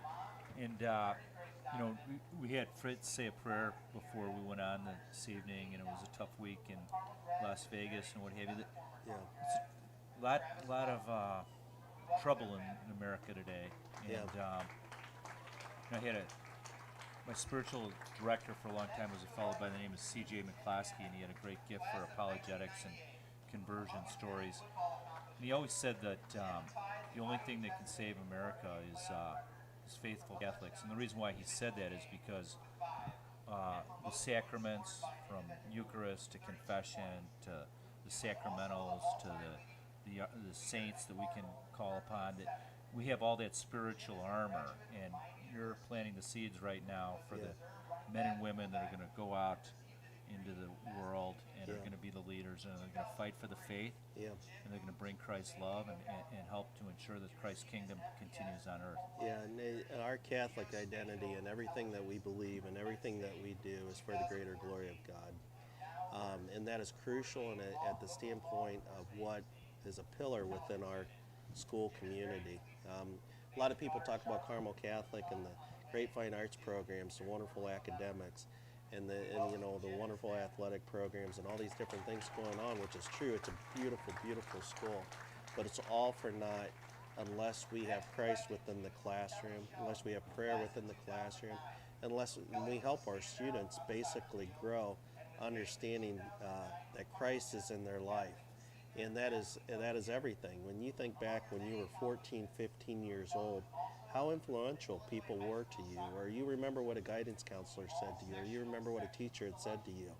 But if you keep in mind and going through that mindset and that understanding as a 14 or 15-year-old kid, how important Christ is in their lives, and when you have prayer every day in the classroom, you have opportunities to go to Mass, confession, and really truly understand and form a deeper relationship with the Lord. It's everything, and it's such a nice thing to have. It's all for naught unless we actually have Christ within everything that we do. So that's the difference between Carmel Catholic. You'll find a lot of public schools. There's a lot of wonderful public schools that do well academically. But we always say as our education takes place outside the classroom as well. And Christ is infused in everything that we do. So you see it in the halls, and you see how the kids treat one another. And basically these are life lessons that go through. So when we have these tragedies that happen, let's say in Las Vegas and in other areas. Carmel's truly is the best. Yeah, thanks, Mark. In terms of the Catholic schools I've been around, I think it's the best one. It's also faithful to the teachings of the church, but it's also truly the love. And Fitz, who I do this broadcast with, that Kairos experience, which you're not supposed to talk about too much. Yeah. And you see when the kids stand up there and they say how much they love everyone that went on that retreat. Yeah. And you know how heartfelt it is.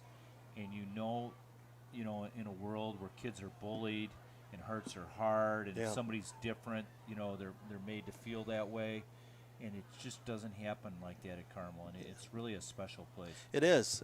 Just last weekend we had our freshman retreat. Students stayed overnight in the building, and basically finished it off with a beautiful Mass. And to be honest with you, Mark, you won't have that experience anywhere else unless you're at a school like Carmel Catholic.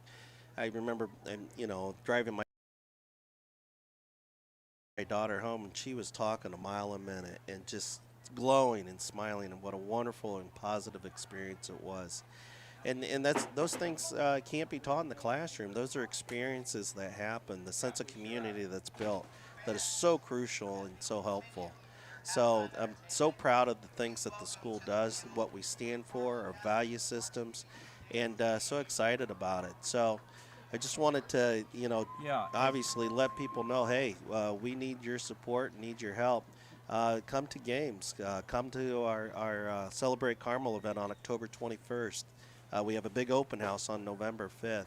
And the other thing, too, I want to emphasize, too, Mark, is that a lot of families are worried about paying the tuition at the school. And we always say, okay, whatever it takes, we will make sure that we will make a Catholic education accessible to your family. So we look at the family situation, whatever's going on, and we provide scholarships and aid, and we will reduce that tuition so families can afford to go there. I mean, I went to another Catholic high school that's substantially more expensive than Carmel. Right. And it's, a local Catholic high school. Carmel is the only one in Lake County. It is the Lake County Catholic high school. Every community in Lake County has a Catholic church. We should all be supporting it. And you're right, the tuition is affordable. I've talked to parents who have substantial means, and they allow their kids to choose and the kid chooses public school, you know, at 14, he or she doesn't know any better. That's an Right. absurd, you know, delegation of your responsibilities, I think, to allow them to make that choice. But these parents tell me that I wish, in retrospect, I kid you not, Brad, I have heard it so many times where they come up to me and they say, in retrospect, I wish I had sent them to Carmel. Yeah, and that's always nice to hear, you know. And we respect families and the decisions that they choose. But the reality is that, you know, when you're 14, 15 years old, your priorities are a little bit different than they are when you're older as an adult. And to be honest with you, Carmel, you know, is a rigorous academic institution. Everything is college prep that we do. But there is a definite return on investment. If you just look at the number of college scholarships our seniors had, we had $34.5 million in college scholarships for our graduating class for a little over 300 students, and it averaged over $100,000 per student when graduating set through. And then you couple it on systems that we go through and help our students with. It is a phenomenal education academically, but even more importantly, it's a true life lesson of what's really important and what we value in our life. And that's having a strong relationship with the Lord and relying on your faith when you go through in life. And we strive for the best in everything that we have at Carmel Catholic. And our hope is that we can still continue to do that now and into the future. Brad, that's an awesome point that you just made. So I have two that have graduated Carmel, and my son George that graduated last year. Marquette gave him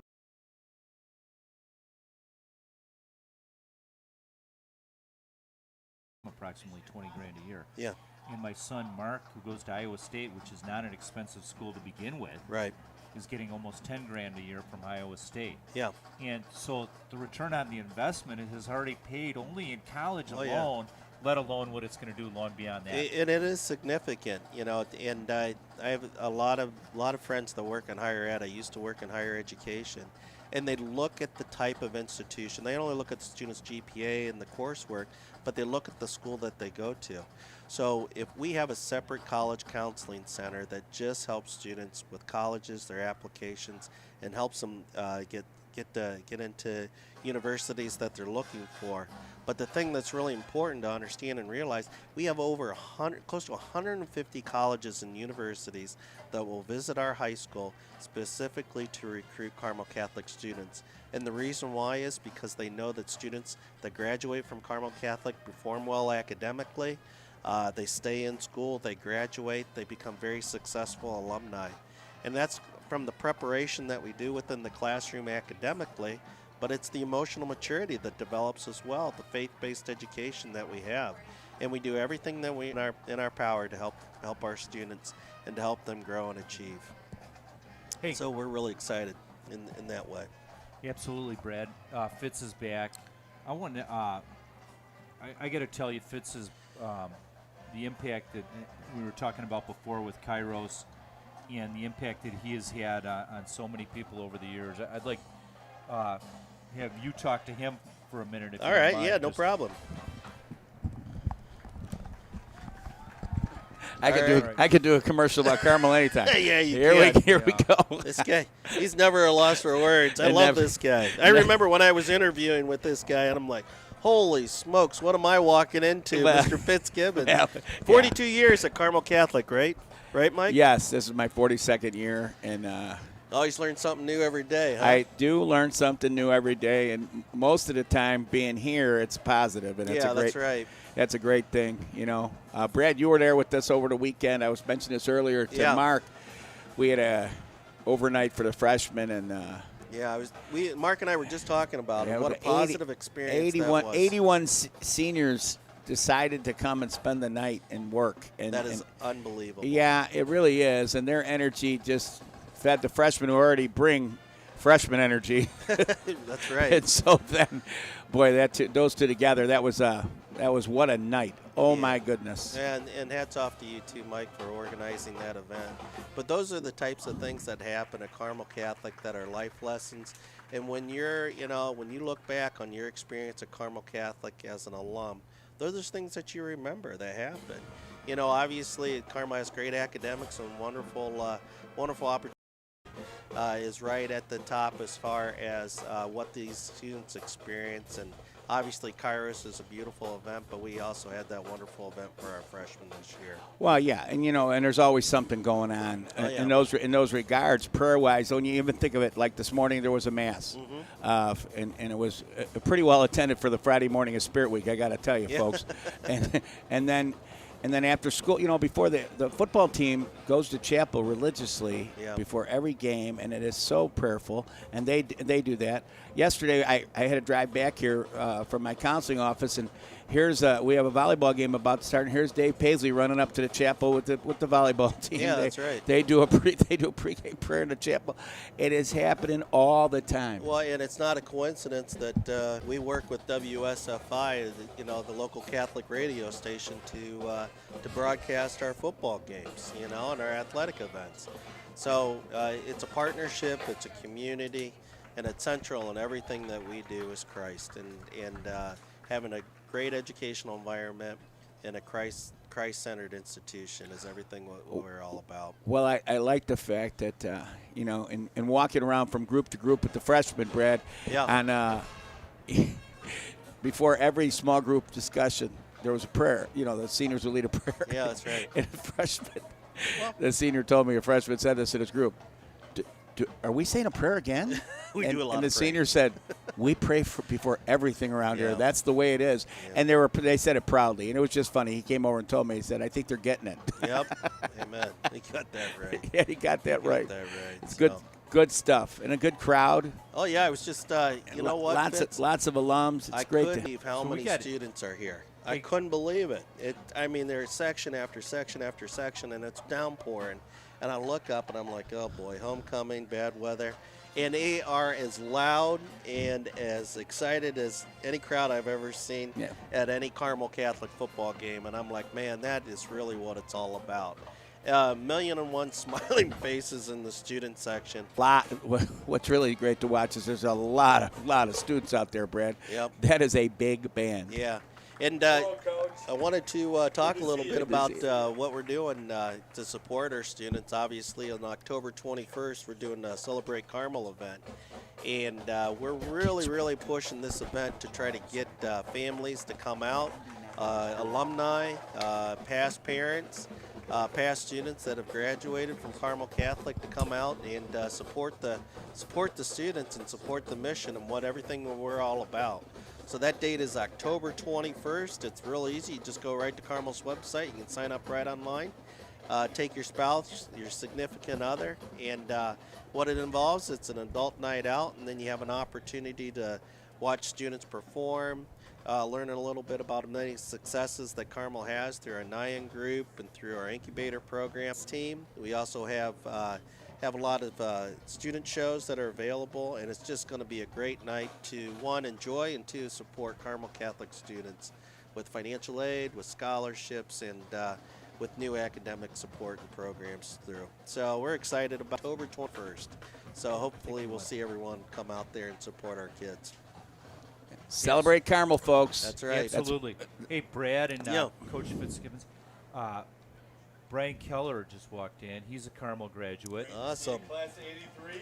Class 83, one of the Kellers, best. his sister Kathy Salvi has sent all our kids awesome. here. The Kellers are all here. He's a son on Marian Central Catholic because they live way out in McHenry County. Right. That was injured. Ben, he had How's he doing? Is he okay? Check it out on All right. on Monday morning. Okay. knee Well, we'll sprain. say prayer for him. So, Brad, I was just contemplating this. You ever read the Stephen Covey's book, The 7 Habits of Highly Successful People? Yes, I've read Everybody that wants to, it's a must-read, right, for people absolutely. that are motivated in life. So I was contemplating Fitz, and it in mind. How long is that funeral procession going to be? I think I'm not even going to bother to show up. Brad, it's good that Mark is killing me off here. And I gotta go. I was like, Nick, Mark just killed me off. Nick, did you? Hey, Fitz, you impacted all these people, and you're going to have, and you're so loved. A legend in my own mind. That's what I am. There you go. Okay. No, you're truly beloved. Fitz is a good man. He is a good man. But this halftime's been great. Listening to you guys and then watching my wife out there getting my sons. My wife graduated from here. Her 7 siblings graduated from here, and 20-some nephews and nieces, and then watching her get my son's. My son gets inducted in the Athletic Hall of Fame, and watching her get that award was just. Yeah, I don't know if you saw her smiling, but it's a great night for the Fitzgibbons household, huh? We're happy. Now we want the home team to have more points than the visiting team at the end of the night. Sorry, Brian, but you got right now. Your son's not playing. We hope he gets better, but now it's time to cheer for your alma mater, buddy. Well, I'll tell you what, Fitz. I don't know. Last week we were down in Arlington Heights, and I gave former state senator Matt Murphy the microphone to get on with Fitz for a while. Let Brian Keller get on. Yeah, there you go. And hopefully we don't hear any Marian Central cheering. Sounds good. While Brian's putting that on, I'm going to do commercials. Okay, really fast. Put it on. Okay, because they're going to put 3 minutes on the clock. Brad Bonham, thank you so much, Brad, buddy. Good to see you, man. Congratulations, Fitz. Nice to meet you. Corsairs are looking great in their new uniforms. So Maximum Athletics. 3 sponsors made this happen: Platinum Mortgage, Boar's Head Meats, and St. Charles Jeep Dodge. A big welcome to St. Charles Chrysler, Dodge, Jeep, Ram, and Piemonte Chevrolet for being tonight's VIP sponsor. Folks, win up to $2,000 a month at Platinum Mortgage. Register at pmhc.com.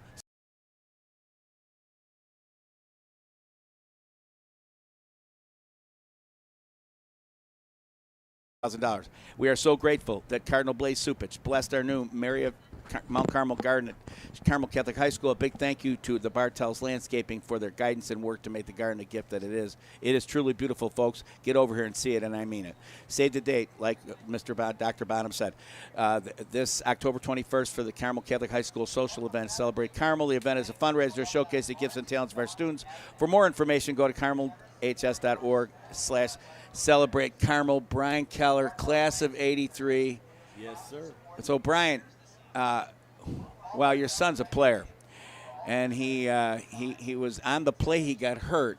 He made a great play. It was a fantastic play, absolutely. And so I mean, it's sorry to hear that he's injured, but when somebody gets injured, if they make a great play when they get injured, that's amazing. He is really a good player. So you must be really proud. I am very much so. Ben went to St. John's the Baptist in Johnsburg, and then started over at Marian, and we're very proud of him. He's looking at schools right now for college, and I want to thank the sheriff for inviting me up here today. Thank you very much, Sheriff Curran. It's greatly appreciated. And Coach, you haven't aged a bit. Yeah, I haven't aged a bit. There we go. And I still got a face made for radio, don't I, Brian? Absolutely. A voice for radio. A voice, maybe, but a face, too. Brian, it's great to have you up here, man. Great to have you up here. 83. I was sitting here thinking, what year was it? What year was he? And then when you said 83, I went, oh, goodness. Oh, my goodness. That goes way back for me. Way back for me. That was one of my favorite classes. Actually, it really, really was. I went, I love them all, but there's some special ones that stand out, and 83 was one of the first ones because that was the first full year I was campus minister, and goes all the way back there. And it was the first full year. They gave me that office in the 300 corridor there. Do you remember that? And I remember retreat. In Kairos. Spring of 83. February of 83. There you go, buddy. Yeah, it was a good time, wasn't it? Yes, sir. Yeah, it was. Yeah, it's when we went to Cabrini, back in the days at Cabrini Retreat Center. It's still going. I saw it when I went to Notre Dame, and I always check in on it. We're about to start the second half, but gosh, it's good to see you. Brian, he's Brian Keller, class of '83. We're praying for your son. Hope he gets better. He'll be all right. It's tough to see him on crutches. Never seen him before, but he'll be back. He'll be back before the season's over. He's tough. He's a tough guy. Good to see you, man. Absolutely. Thank you. Here you go, Sheriff. Thank you very much, Sheriff. Awesome. So Brian Keller, who was by the way, he was here with John Petrillo, one of our chiefs. Also, these are my two top guys, and they were spending money at Emil's in Mundelein. That's padding the coffers of my brothers-in-law. Yeah. I want to remind everybody that I get none of that. I okay, understand. You don't get any of that.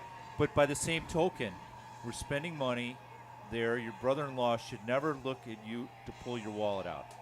You're bringing enough people into that bar that you should even drink for free. You should be making that call to my brother-in-law, okay, not to me, okay? Right. Preach it to Well, the choir. all right. Typical of Mark Kern. Preach it to the choir, folks. That's good. I'm just going to send it out to all the Bose family out there that the coach should not have to pay for his cocktails in any of your establishments.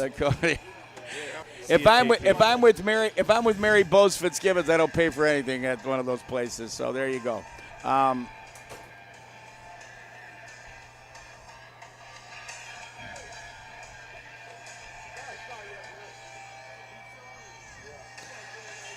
Okay, Carmel set to kick off here. Second half, Mark. Packer going to be teeing it up in a moment. What a halftime, folks. For yours truly, that's a life thrill right there. Yeah, that is awesome. Yeah, I always felt the same way, Coach, that, any marginal success that I had in athletics it was so much more to see your kids have that success. Whoa. Any awards? I'll tell you, that was great stuff. Okay, Packer going to kick. We hope he kicks in the end zone again. What do you think, Nick? Absolutely. One of those low line drive kicks, let it bounce. Whoop.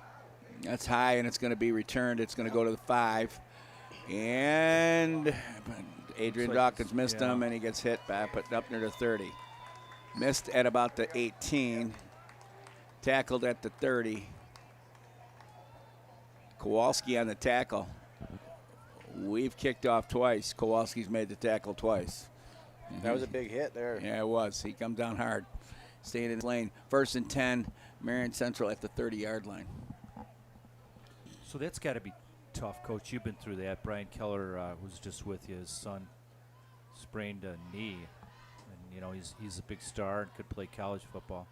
Parents, everything, whatever happens to your kids is 50 times worse to the parent.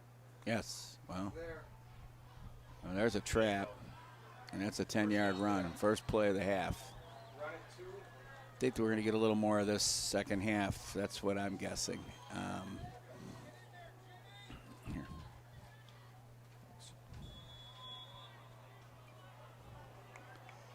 It's 6-0 Carmel. 11:42 to go, third quarter. Just second half just starting. Marian Central with the ball at their own 41-yard line, 1st and 10. This is the second play of the half, and again, it's another trap to number 5, who's carrying a lot of the load tonight, Nick. And number 5, I've been saying his name all night, Gavin Scott. Second and along. It's the ball's at the 45, and I'm thinking it's 2nd and 6. And he fakes, and now they throw a little swing, and Resetich holds him up though, and that gets him. That gets it done. Trey Resetich held it up a little bit. So, Coach, I just want to give a shout out to a couple people that are listening. Jim Orticelli, he's a dentist that he listens to us all the time. He's listening tonight. Hi, Jim. And Tony Sunt, Anthony Sunt. Good old Tony Sunt. He says he's 2,910 miles away dealing with the tropical. Oh, Tony Sunt was a great guy. I taught and coached him. They bumped into each other, and still first down run by the quarterback. It said a guy in motion, Nick, and faked the handoff, and quarterback keeps it, and they bumped into each other.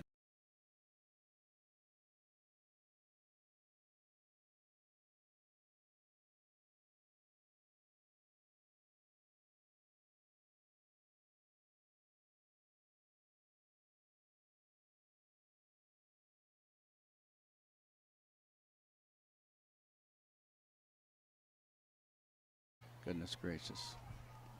Here we go with that same motion. Now they're going to hand it on that speed sweep, and we missed him.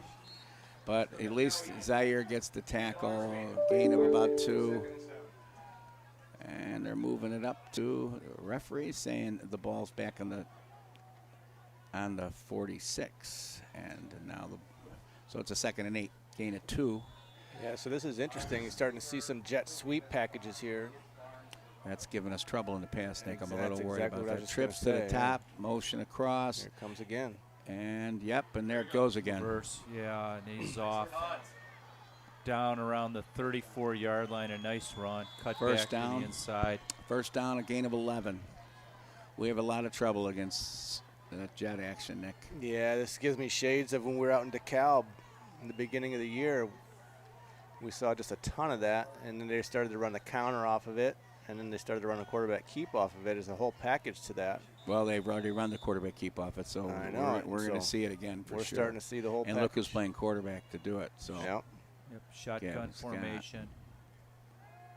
And now they throw the Gavin throws Scott it. with the It's incomplete. They're calling. yeah. Yeah, they should let number 17 throw.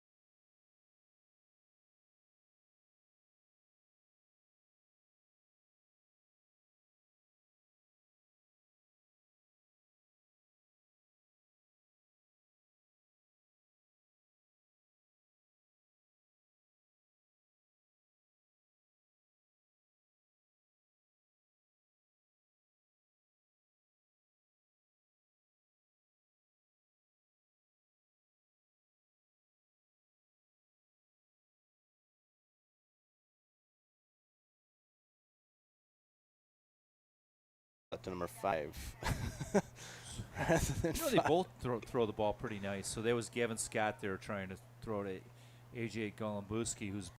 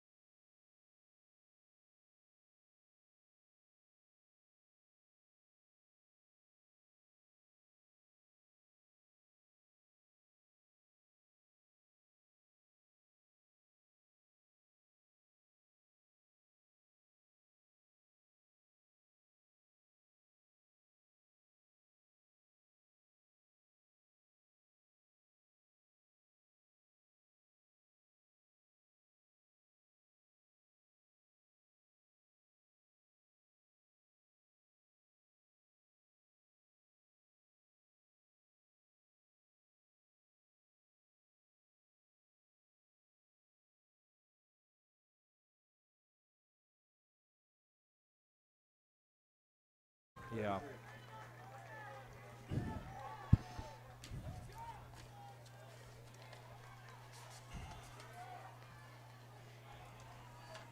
Time to pay some bills, Fitz. Now into station ID. Okay. 3rd and 3. Fake again. There he goes again. First down inside the 20. Right here. Yep. You're listening to the All-Star Catholic High School Game of the Week on WSFI Antioch 88.5 FM Catholic Radio. 8:50 left in the third quarter. It's 6-0 Carmel Corsairs. 52-yard drive. Marian Central, but Marian Central is driving. 52-yard drive so far, and it's a speed There's sweep the jet again. again. Sweep, yeah. Caught from behind. 1st and 10. 1st and goal. First and goal inside the 10. We are just getting caved, Nick. Yep, it's that same series. Unfortunately, what's happening is that the defensive end to the side where the motion is going is getting hooked. He's getting sealed inside, and it's just opening up the entire outside lane. There it is again. Sweep left. Yeah. It's not a defensive Cuts end. back. Outside linebacker. Defensive end, outside linebacker, they're both getting sealed Gavin in there. Scott handed off there to Ryan St. Clair, and St. Clair cuts Second to the and left goal side. at the 4. So Marian Central will have the ball second and goal at the 4-yard line with 8:10 left. That extra point is now starting to loom in my mind. Sure is. Scott in the shotgun now. 3 to the And right. he fakes it. He's going to take gonna it. Keep it, yeah. I kind of thought that was coming. Where do you think they'll spot that, gentlemen?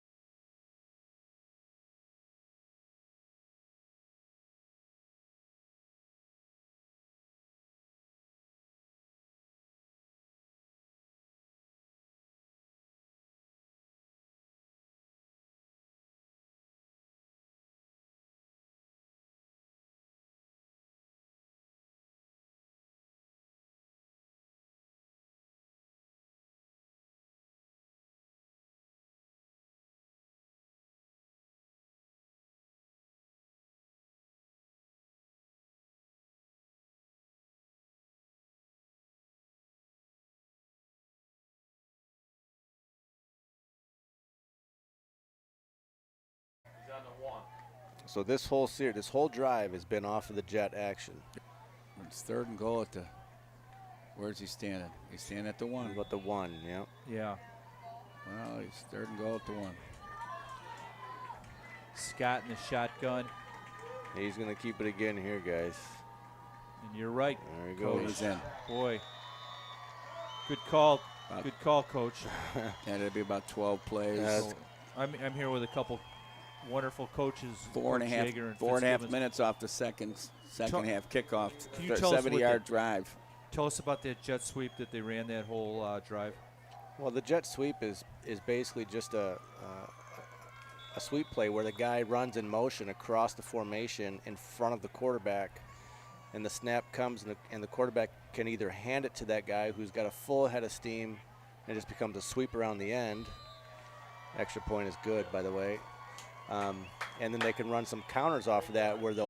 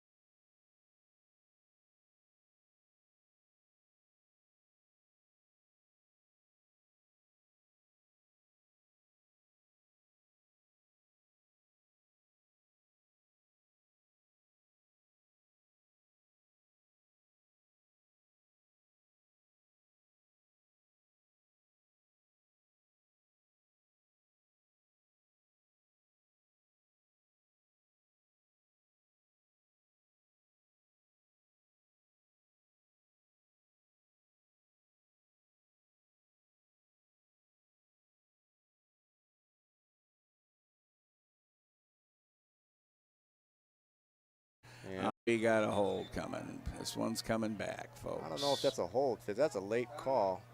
The ball was already out of bounds when they.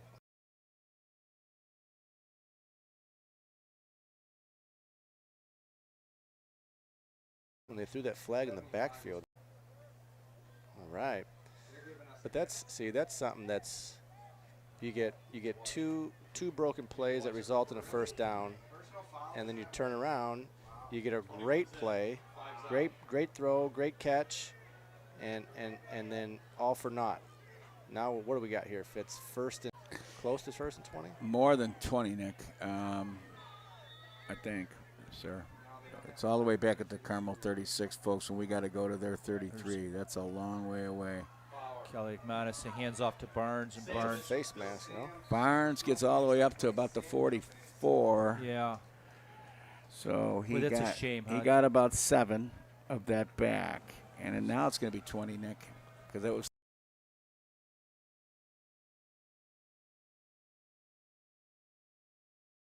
30.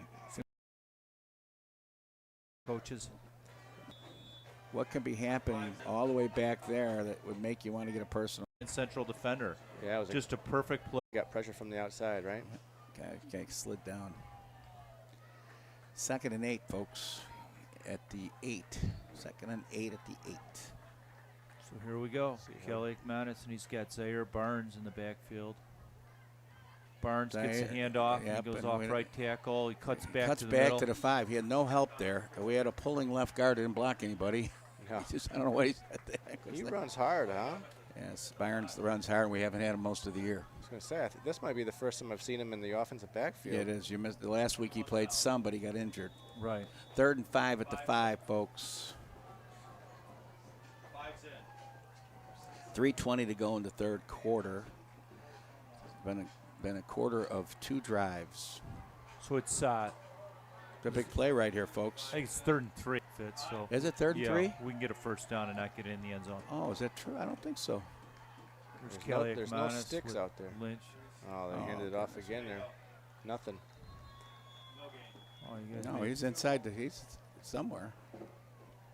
Trying to figure out if that was an option play or not. It looked like it might have been just a straight kicking handoff. team coming on. Because the end really crashed down. If it was an option play, Kelly McManus would have walked in the end zone, I think, all by himself. Okay, so it's 4th down at the 5. Monken's out. It is 4th and 5. That's it. Yeah, it was goal. I'm sorry. That's okay. We're gonna not Monkman. It's gonna be Packer. Monkman's out for the season. Right. 2:30 to go in a half. We're trying. It's a little more than an extra point, folks. It's a 22-yard field goal attempt coming up. Gonna need to get a little loft on this one, Nick. Yep. Oh boy, oh boy. We didn't have all our dudes on.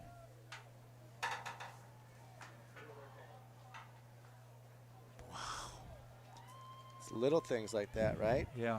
That, especially in a close game like this, you talked earlier, Fitz, about the extra point coming into play, and certainly it has. And then, you got a close game, you blow a timeout on something like that. That timeout could become handy later in the game. Let's see how it goes. But game like this, it's going to turn in handy. Goodness gracious. Well, that's what high school football's all about. You got kids, you got kids, you got homecoming, you got right. dancing and everything. They got a lot on their minds, huh? Yeah, they do.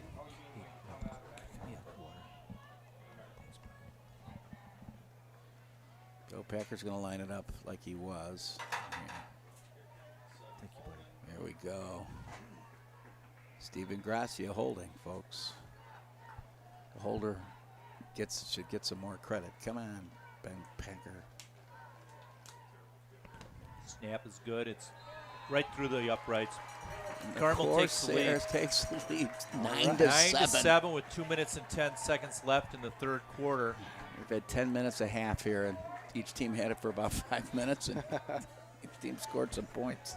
What an example of a false sense of security. How about relying on life insurance to get you through work to pay for all of your final expenses? Do you have plans to retire someday? Or do you plan on working at that company for the rest of your life? The fact is, you may lose your life insurance when you leave a company.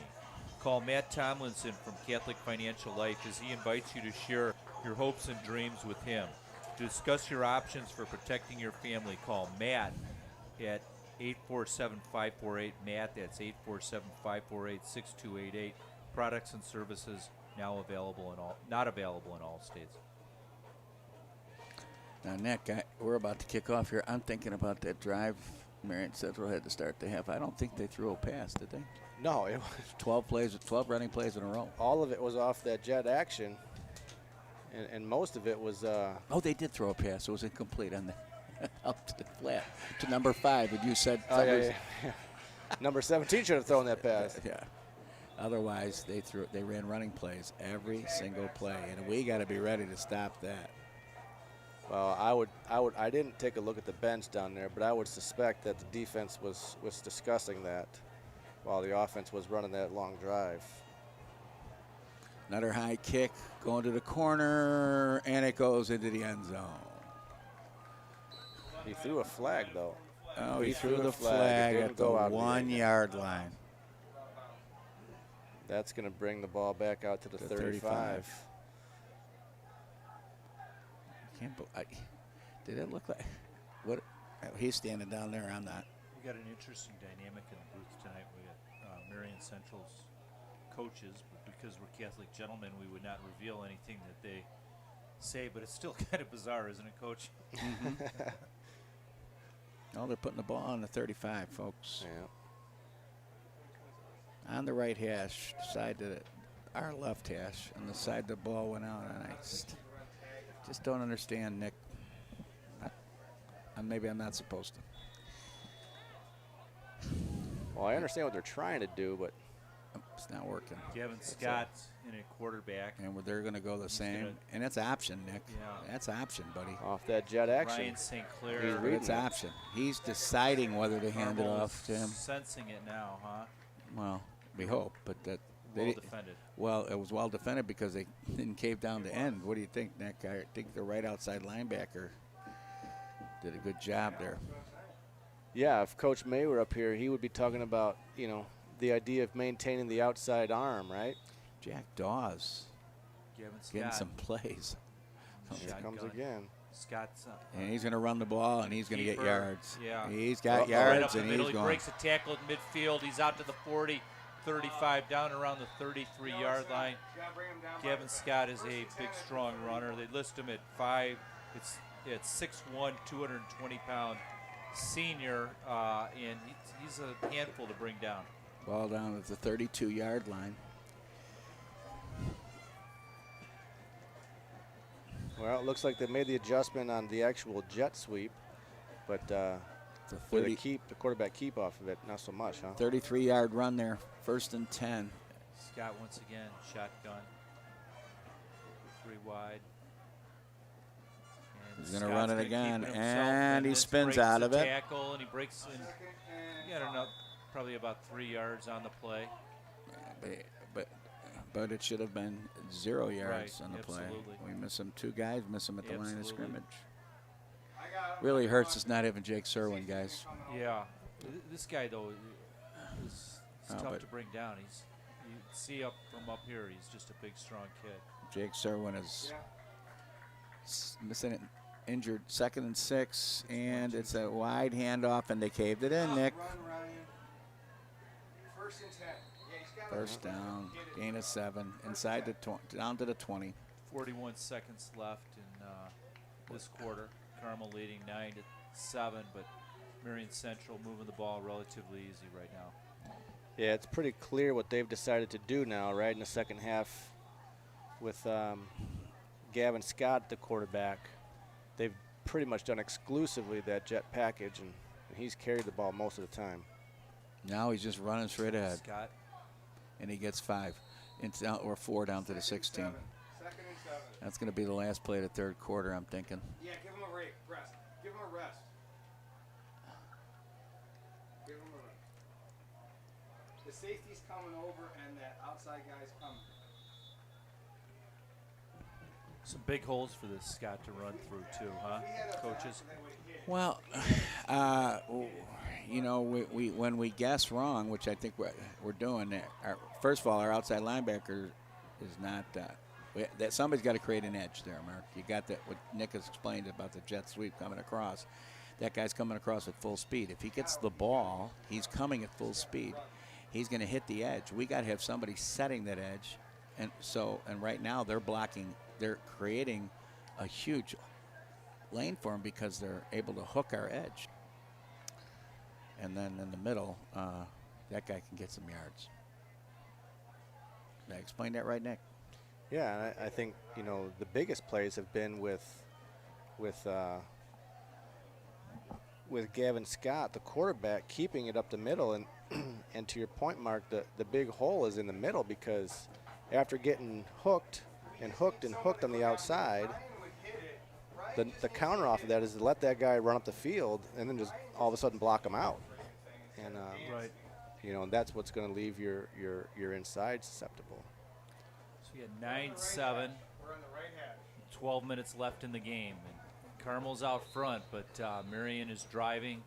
When we return, they'll have a 2nd and 2 situation at the Carmel's 16-yard line. To start the fourth quarter. Start the fourth quarter. See Bartel's landscaping up there. Chuck Bartel's county board commissioner, who's a pleasure to deal with. He's sent a lot of kids to Carmel over the years.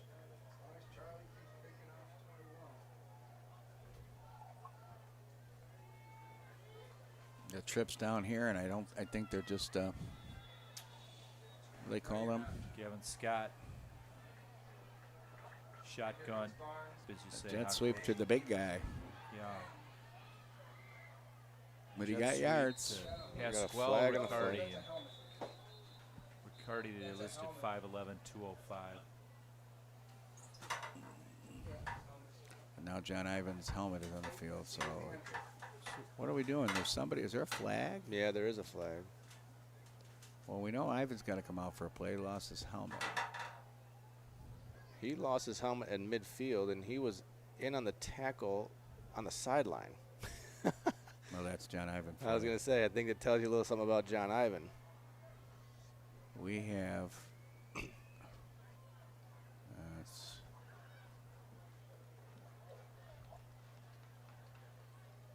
I think that might have been the problem, Nick. He can't make the tackle. He's got to stop himself right there and not play without his helmet. Yeah, I don't like that call. You don't have to like the call. He did it. Yeah, I guess it is what it is. It's a penalty. That hurts. Yeah, I remember that it happened on my son a couple years ago. You can't. He had a chance to sack the quarterback, and I think he actually did without a helmet. I don't know if you remember that. I do remember it. You can't do that. That's called illegal participation. And illegal participation is the call. Because he kept playing without a helmet, which means he's illegally participating. He's playing without a helmet. I wonder if the helmet illegally got stripped from his head. That This game's gotten so much safer. That what you would have to take the snap, Nick, and unsnap it and take it off. Okay. Right. So that means There's jet Scott in sweep the again. shotgun, and he's going to keep it. Yeah. keep it and get knocked Yeah. back to the He didn't 5. get a lot there. No, he didn't. He got 1. So that creates a what? What are we looking at? 2nd and 6, 2nd and 5. I think it's 5. 2nd and 5, and the ball's what, at the 5.5? It's at the 5, yeah. It's Oh, so it's 2nd and goal. Okay, I'm sorry. It's okay. Here we go. Here we go, Scott, shotgun. He's just going Keeps- straight yeah, ahead. Quarterback keep, and he's got maybe 2 yards, tries to run off right tackle, gets bounced a little bit to the outside. Yeah, you'll notice that when they don't send that jet motion, he just takes the snap, and it's just a sprint straight ahead every time. Yeah. He got to the 3. My bet would be jet sweep here, Nick. Yeah. Or jet motion. Yeah. And then he's going to make a Scott, decision. yeah, I mean- and I think we're going to come at us this time, guys. So here we go, Scott and shotgun. Scott fakes the handoff, keeps it, goes straight up the middle, and Carmel stops him short of the goal line. Oh, they're calling for, is it a fumble? Let's see what they call What here. are they saying? No. Looked like somebody on Carmel thought they had come up with it, but they did not. Yeah, he's going to be. They're going to spot it just Oh. inside the 1. Are they really? Is that where that is? I'll write about the 1. That ball's at the 1. Do you take the sure points or do you go for it here, Nick? Well, if you take the points, you get the lead. That's what I'm thinking. Of course, I didn't coach long enough. Looks like they're going to kick it. Yeah, that's what I would be doing. 10:36 to go. They're sending their extra point team out there, and the ball's on a. It's going to be a 19-yard field goal. What do you say they try to draw him off? Or do you think they actually will kick it? I think they're going to kick it. Take the lead, like Nick said. All right. There's a snap, hold, good, and the kick is. Ooh, I thought he missed it. Yeah, for a he second. pulled it, but he still got it through. So it's 10-9. Marian Central takes the lead with 10:10 left in the 4th quarter. You're listening to WSFI, and I see WSFI on the big scoreboard that Dawn Abernathy and her husband, gracious part, as well as other donors, gave to Carmel. You are listening to the All-Star Catholic High School Game of the Week on WSFI Antioch 88.5 FM Catholic Radio. At Catholic Financial Life, our members are offered scholarship benefits from grade through college. To learn more about eligibility for these benefits or the many other value-added benefits, call Matt Tomlinson at 847-548-6288. It's Matt Tomlinson at 847-548-6288. Before you get going on the next one, just to let everyone know that Miles Trammell and Nick Fisher are deep for the Corsairs. Go ahead there, Mark. No, Coach, we're good. We're good. See, I'm up here, folks, with 2 coaches, Nick Yeager and Mike Fitzgibbons, so I just say coaches. And, I should say Coach Nick or Coach Mike, or I'll just say Coach Fitz. That's what you usually go by. I don't get called coach much anymore. I was going to say, it's been quite a while since I've been referred to a So short they kick. kick it, and I think they're offsides, and the kick went deep to Fisher's side. They're going to be offside. They're going to move it back to the 35 and kick it again. 10-9, 10:16 to go here in the 4th quarter. 10-9. Every once in a while, I hear our students over there over the loudspeaker. Sounds like they're doing a nice job over there. Yes, I think they are. They're doing a really good job. Got a group of them over there, and under the tutelage of Eric Franklin, who's doing the broadcast club. They're actually doing the game on Carmel Stream Broadcast Club, and he's got the guys doing the announcing. He's doing it all. That's awesome. And Brad Geary's on the clock. Both the of whole those team. guys. There's a whole team. Yeah, both those guys are great stuff. Great stuff. Here we go. Matt Darbo getting ready to try it again. So they're going to move them back. We should get some good field position 35-yard here to line. start again. There's Darbo's kick. And Really it is Kick it short. Get out of It's bounds. going to get out of bounds. No, it's not. Picked up. Fisher. Got Fisher out to the. Fisher's going to run west. Yeah. Or east. East. Yeah. He's running north down and south around there for a minute, Nick, and then he Right. decided to go east, and that was a mistake. Yeah, he And took now a turn and paid for it. Took a turn and paid for it. He got hit pretty hard, too. We sure did. Ball going to be put at the 22. Boy, they got a big break there.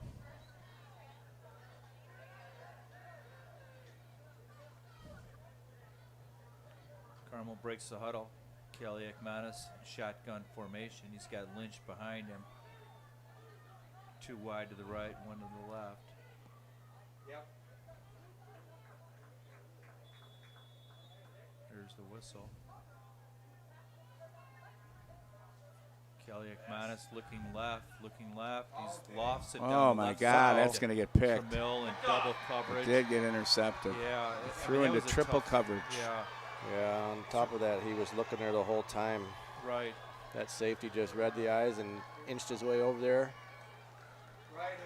and went up and got So it. Marian Central takes over at about the Carmel 46-yard line. Not his best throw. I'll tell you something, too, guys. He had a lot of time. He sure did. Could stand it. He was still not under pressure when he threw the ball. Yeah. Ball's at the Carmel 46. We're going to need to step it up on defense here, guys. Right. Yep, we're going to have to figure out a way to stop Scott here on this. Yeah. on this jet package here. I don't see any reason for him to stop doing it. No. Scott's in the shotgun. There's There you the go. sweep you talk about. 20. Great play by. Nice job. Yeah, Zaire Barnes. Great with a play big by tackle. Barnes. It's the kind of plays that. He's Back making to the that 47. play. Ryan Sorry, Sinclair he Coach. brought down right away. They list him at 5'9", 190. That's about the smallest guy they have in their backfield. They are It's just back a- to the 48. I wish that the marker over there would go back to the 48. Thank you. The referee drives me crazy. That's how you watch. That's a heck of a play by Barnes. He's playing a deep middle safety, and he made that Scott tackle for a loss shotgun. of 3. He's going to run it. There we go. And he Hands gets hit off that once time. He again. ain't going anywhere. He keeps it. He gets it back to the 46. I think he just got back to the original line of scrimmage. Right. So we got a 3rd and 10 situation. There's yeah.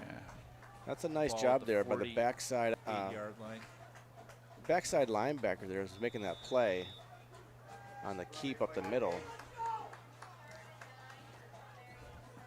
Third and 9, and they got trips. I think we're going Right. to see that screen down here, Nick, to number 3. What do you think? I would bet there's Changing going to be a throw quarterback, here. too. Number 17 in the game.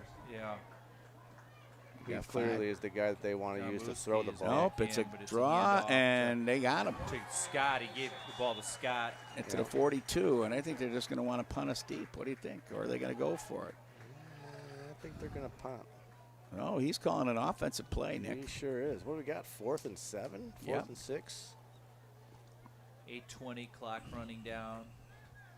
Marian Central Nick- 10, Carmel 9. You know, they've had trouble with their punter tonight. Well, that's bad true. Bad block punt and a bad snap. Still, Now we I'm got- interested in this call, Once though. again, Why not? AJ Galambuski. They're going to throw a hook. They're going to hook to the Empty top. backfield, 3 wide to the left, 2 to the right. Timeout, Marian Central. Boy, this is a big play. This could be the difference in about 40 yards of field position here. If they were to punt it, they could, theoretically get it inside the 10-yard line. And if they come up short here, Carmel's going to end up with the ball on the 42. And Fitz, I was thinking about this earlier. What is the statistic about an offense that gets the ball over the 50-yard line? There's something about that, right? If it goes up,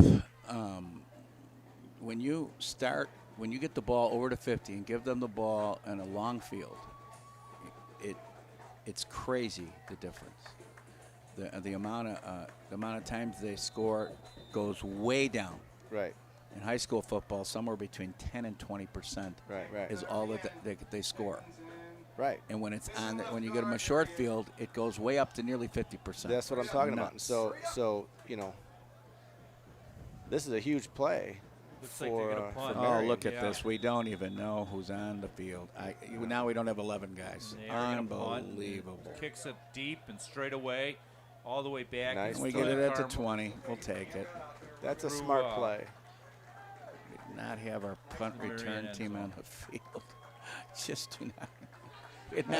We had 9 guys out there, folks. Yeah, even more reason for Damone Williams-Gray to let that go, but I know he's been coached very well by Andy Baderman's staff to leave that ball alone if he's inside the 10-yard line on a punt, and he did that. He did that. 7:57 to go, ball in the 20. Here we go. All right, Kelly Ekmanis. He's got Lynch in the backfield.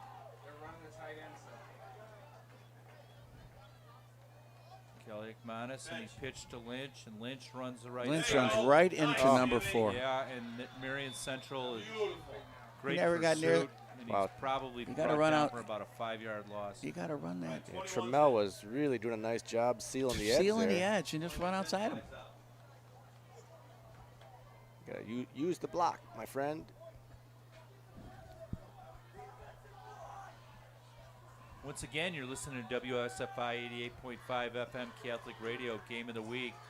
Marian Central Catholic leading Carmel 10-9. Back to the action, Kelly Ekmanis at quarterback, 2nd and 15 situation. Kelly Ekmanis drops straight back. He's looking the right side. He throws to Gray, and Gray He's is gonna pushed make it out a of bounds for a third- gain of about 7.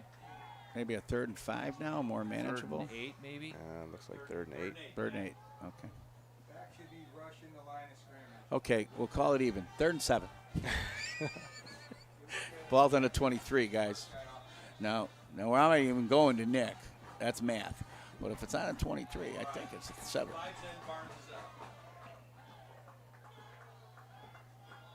I appreciate you letting me off the hook on that one. So here's Kelly McManus. Carmel breaks the huddle. It looks like 8 on the sideline. 3rd and 7 on the board, gentlemen. 7-11 left in the ball game. Carmel, big drive. Kelly McManus straight back, throws to his brother Dino, and Dino's going to have a Dino first gets down. the first down and more. Up to the 35-yard line. Nice job. Great play. It's a nice bounce Did you back see after what a happened? loss of few on the Did you first see what down. happened right before the snap? The two safeties tried to switch sides. Yeah. And that, Well, the one guy came in from the sideline. he wasn't tried to even get in the all the game. way over here, and Yeah. that It gave was us a short break. little flick to Dino. Dino knew what the ball was thrown to his left side. He knew what to do right with it right away. Spun around, knew where the defender was, and was able to get to the first down. Here's Kelly McManus with He's got Barnes in, the yeah. He's got backfield, Barnes yeah. in the backfield now. Kelly McManus hands off to Barnes. Gonna delay. Oh, he's got Barnes room, guys. breaks a tackle. He's going to get a first down. Oh, we see the flag. So what? God, he had 14 yards. Why you got Heck of a run. And it's so late. And Barnes is limping Which means- off as well. Which means the block happened so late. It's a 14-yard gain. He's limping pretty badly on the sideline here. He's taking a seat on the bench. That's not a good Barnes, sign. he limped off last week. What's the nature of his injury, Coach? It's a legal block. It's a leg. I don't know. Yeah. Legal block, and where are we marking it from? First down. It's going to be first down, but where at? Where are they going? Where are they going? Is it just going back to the original line of scrimmage? That's ridiculous. Okay. There you go. So it was thrown. It was a legal block in the back thrown exactly 10 yards from the line of scrimmage. Sorry, that doesn't happen. They had no idea where he was. All right. Makes First and 10, Kelly McManus in me the shotgun. crazy. Barnes. Who's in the backfield now? It's Lynch. Yeah, straight back, Kelly McManus. He throws Oh, right that's side. not good. Ball was underthrown. Great catch by Miles Trammell. Goes up high for the ball, pulls it down at the a wheel route. 40-yard line. A wheel route. Yeah. And he jumped up in between two guys. He threw that into double. That's the same pass he threw for the interception. The same wheel route. Right. You know, that's Trammell with a great catch. That was just a great catch. It's a heck of a job. Reminds me of good old Coach Tom Kelly, good old Coach Tim Schrank, a couple old receiver coaches from back in the day here at Carmel High School, coaching the guys to attack the ball at its highest point. And he did a great job of that, did Trammell that time. So Carmel will have the ball at the Marian 40, 1st and 10. Look who's Kelly playing fullback. and He's back got in. Barnes back in the ball game. Barnes is brought down right away, though. They were because ready for him. He might have lost a yard on the play. Jalen Snell missed his block. He don't miss many of those. Gentlemen, the Cubs won. It's a good start for this postseason.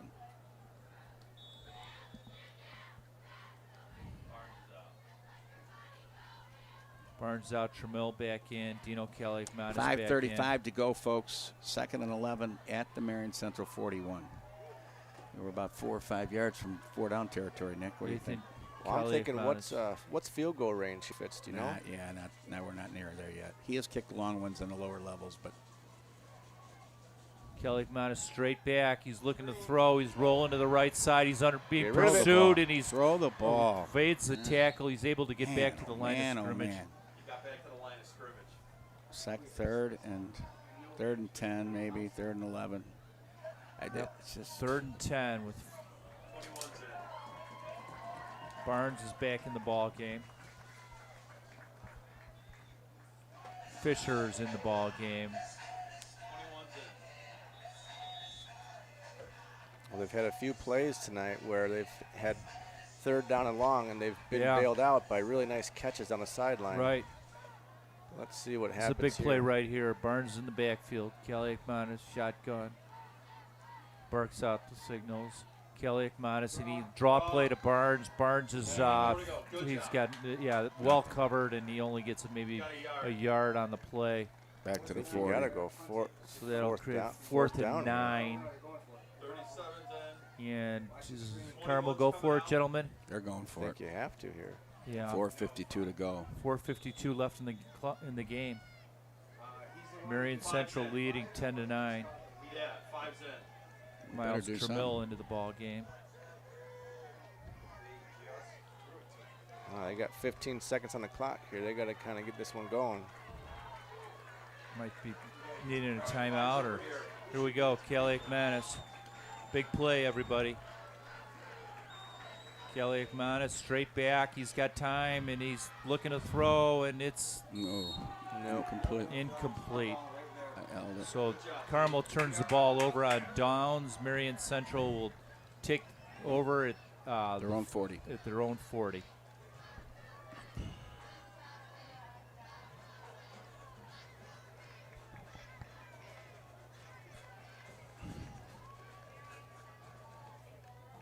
Well, we need a big play on defense, guys. 4:19 left. 4:19. Yeah, I would suspect you're going to get a steady dose of Scott here off that jet package again. Yeah. They got to Scott's stay in a disciplined. They're not even inside. using it. Shotgun he operates out of. And There he Scott goes. keeps it straight up the middle for Two. Carmel pretty well 2 or 3. defended. Yeah. Tackled from behind by Christian Macknick. Yeah, the backside is the side that's making the play on him when he keeps it. Backside inside linebacker earlier. That time was the backside defensive lineman there. Got Mack at nose guard. All right. Here we go. All right, they're taking their time. 3:48, 3:45. Yep, and I would too. Absolutely. Scott, shotgun. Right straight ahead. Quarterback keep right He up the gets middle. in. 3rd and 2. Yep. Yep. And 48.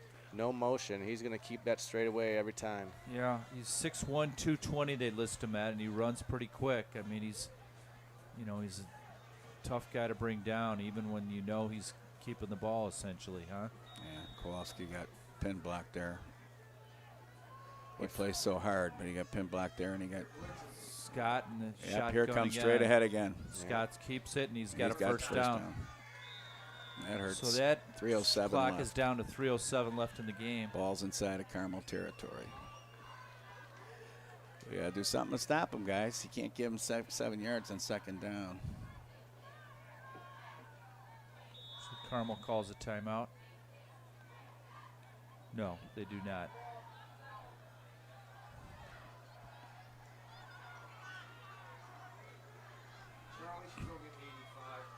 They're taking their time. 2:54, 2:50. Here's Scott, shotgun. He's Scott going straight keeps it, ahead, fakes the handoff, and he gets keeps 3. it. He's coming up every play. He's coming up every play. Timeout, Carmel. That's their first. That's their 2nd timeout, isn't it? Yes, it is, because they took that first one. Remember? Yep. The way I said it. Think of running Spartan. Yeah. See, it would be nice to have that 3rd one here because they keep them from getting a first down. You could stop the clock on 2nd down here, or on start of 3rd down, and then stop it again to receive a punt.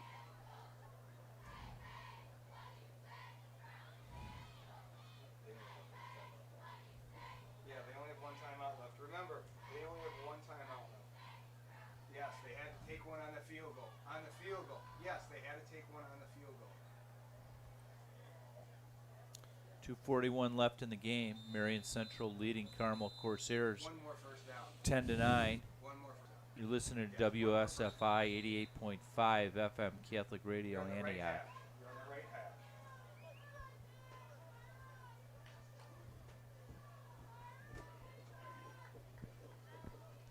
We need to stop. We need to stop badly, and we need. Second and 8 for Marian Central with the ball on the Carmel 47-yard line. Gavin Scott in a quarterback still. And this time he goes, it's just a sweep. Yeah, Yep. Scott's going to Oh, and he's actually yeah, he made a quarterback change. Favor Timeout here? That'll be our last one, Nick. I think we're going to save it. No, it's Scott again. Third and 5. 3rd and 5 at the 44.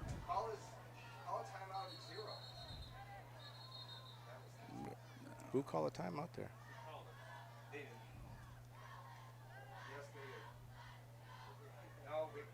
Oh, you lost about 10 seconds, though, on the. 3rd and 6.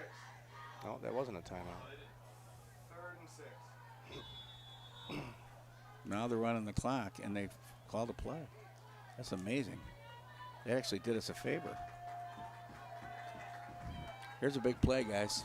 Yeah, it sure is. 3rd and 5. If we stop, we go. got a shot.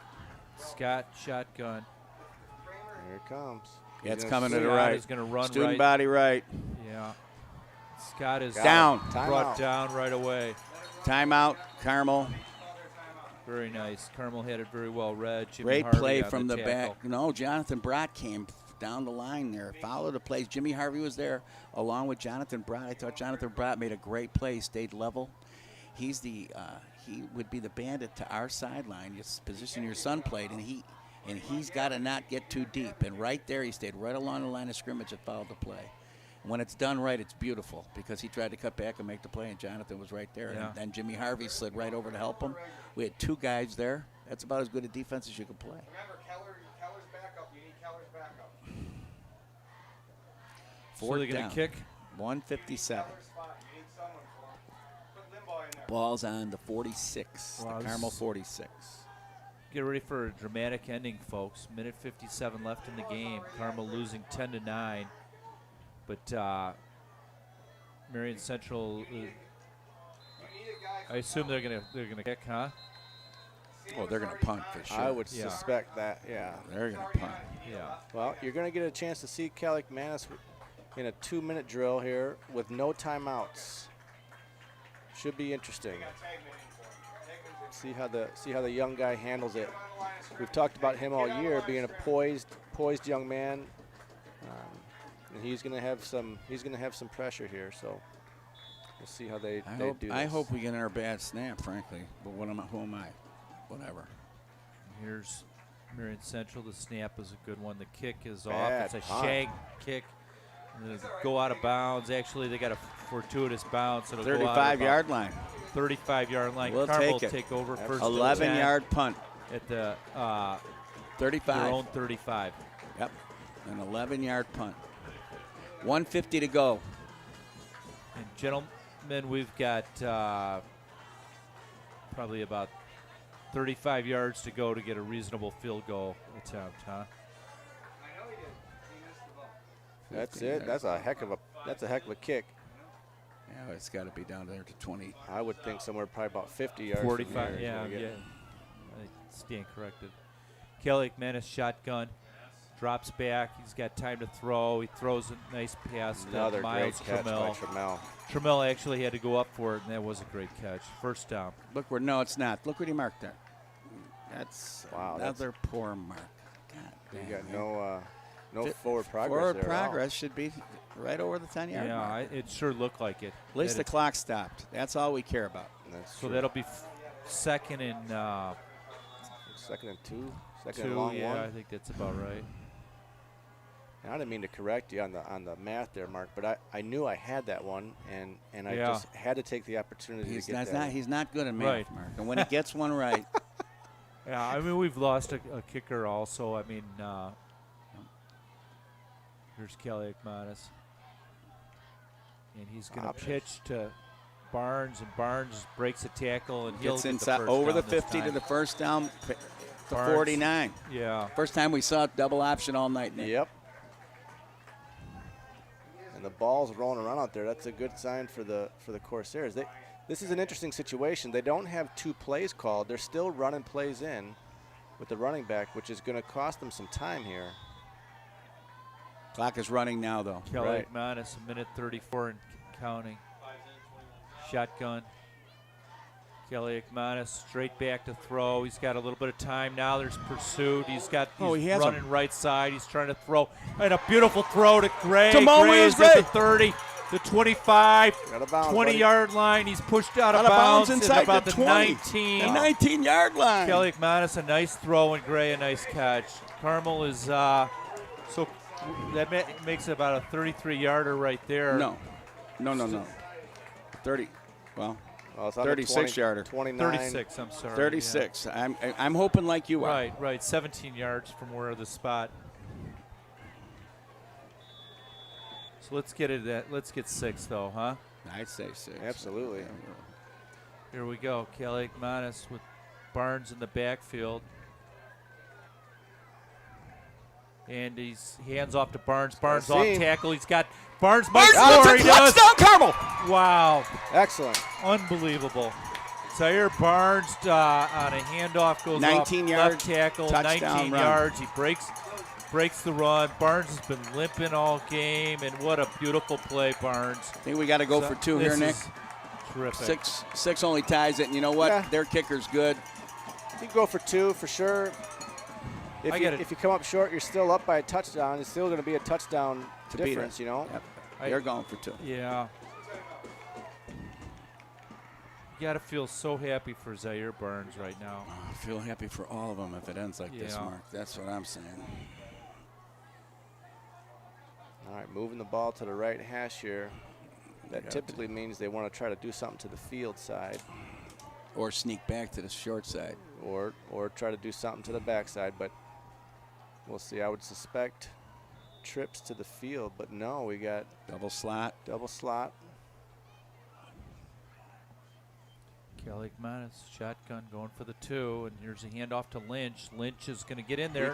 No, he got knocked out by the safety. Kelly Ekmanis actually kept it. He kept it and Wow, got number I was 13 faked, made yeah. a great play. So I bid on the fake, and Kelly Ekmanis kept it, tried to go right up the middle, and got knocked down. Well, what we got to do is keep him out of the end zone, Nick. And you know what? They have not, well, of course, I don't knock on wood, but what they've done well is run the ball.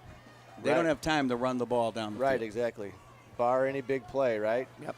Force them to take another snap. WSFI 88.5 FM, 15 to Catholic 10. Radio Antioch, the game of the week. And there's a minute left in the game. Carmel leads 15-10. Carmel is about to kick off. Great game. Really a well-played, well-fought game. And you know, I got to tell you, at Chapel, Andy looked at me and I saw Zaire walk in. And I said, he's at least not limping. He goes, he's the key to tonight's game, Fitz. That's exactly what he said. There you go. You know, I got to interview him. Barnes last year as one of the Player of the Week guys, and I think he had. What did he have? Central Michigan was already looking at him, and just a nice guy. And I mean, this has got a great family. Just a great family. And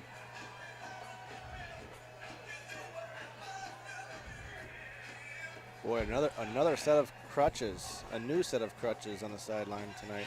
who's that now? Kowalski right here. Number 52. Remember he came limping off.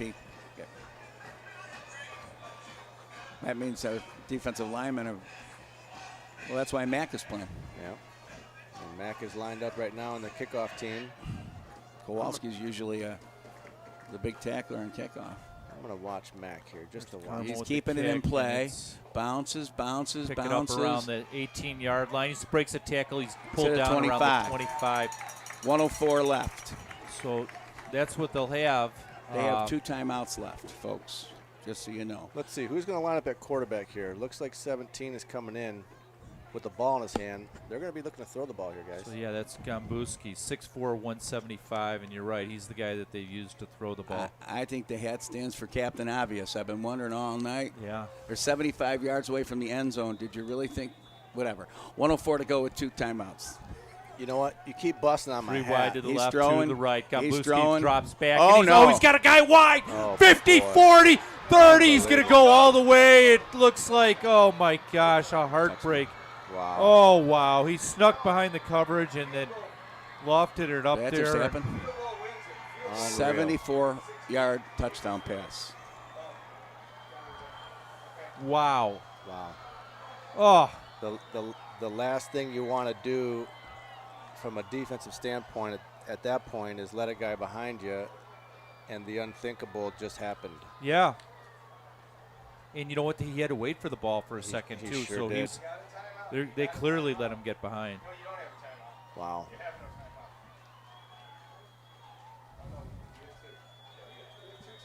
I can't believe that just happened. Yeah, it's hard to. Well, let's see. 53 seconds. Kelly Ekmanis looked great that last drive, as did Burns. Do we really? We really don't have all our guys on the field, really? Well, one guy just went on. Two guys came off. We're going to let a guy down here uncovered. And now another guy's thinking about running on, but he stays. They're going for 16 two. to 15. Well, Zaire Barnes is I not say you out. only got 10 out there. I know, that's because Zaire Barnes. We're gonna mortar. M1 or M3? Mortar. M1 or M3? Stay away from 5. Stay away from 5. Stay away from 5. So Marian Central's going for two, folks. There's a The looks like score a is timeout, 16 to Marian 15. Central. They're trying to make sure a field goal can't beat them. Wow.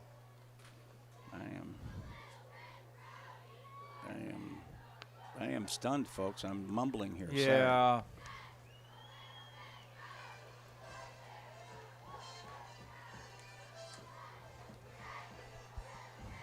So 16 to 15. Marian Central leading Carmel. Marian Central is about to go for 2-point conversion. Carmel will have a chance to tie it or win it, but they won't have a lot of time to work with. 53.3 seconds. We don't know about after the kickoff. Well, you know, I would like to see in the last drive they didn't have two plays called at all. They were still running plays in. They're not going to have time to do that. Well, that depends on where the ball is. If we get a good run back. Well, sure, okay, but if the ball gets placed in bounds and the clock doesn't stop, you need to be prepared to have a second play. Either that or be prepared to spike the ball. They're throwing There's it. AJ They're Gambuski throwing it. back. He throws Throw. right side, and he throws out of the No, end no. zone. So it'll be 16 to 15. Carmel gets ready to Same receive the situation kick. we were in about a minute and a half ago. So do they kick deep or squib? I think they squib. I would guess they're going to see a squib here. They don't want to give us a chance to field the ball cleanly. Now the key is that the clock will not start until the ball's fielded, so that's one thing. But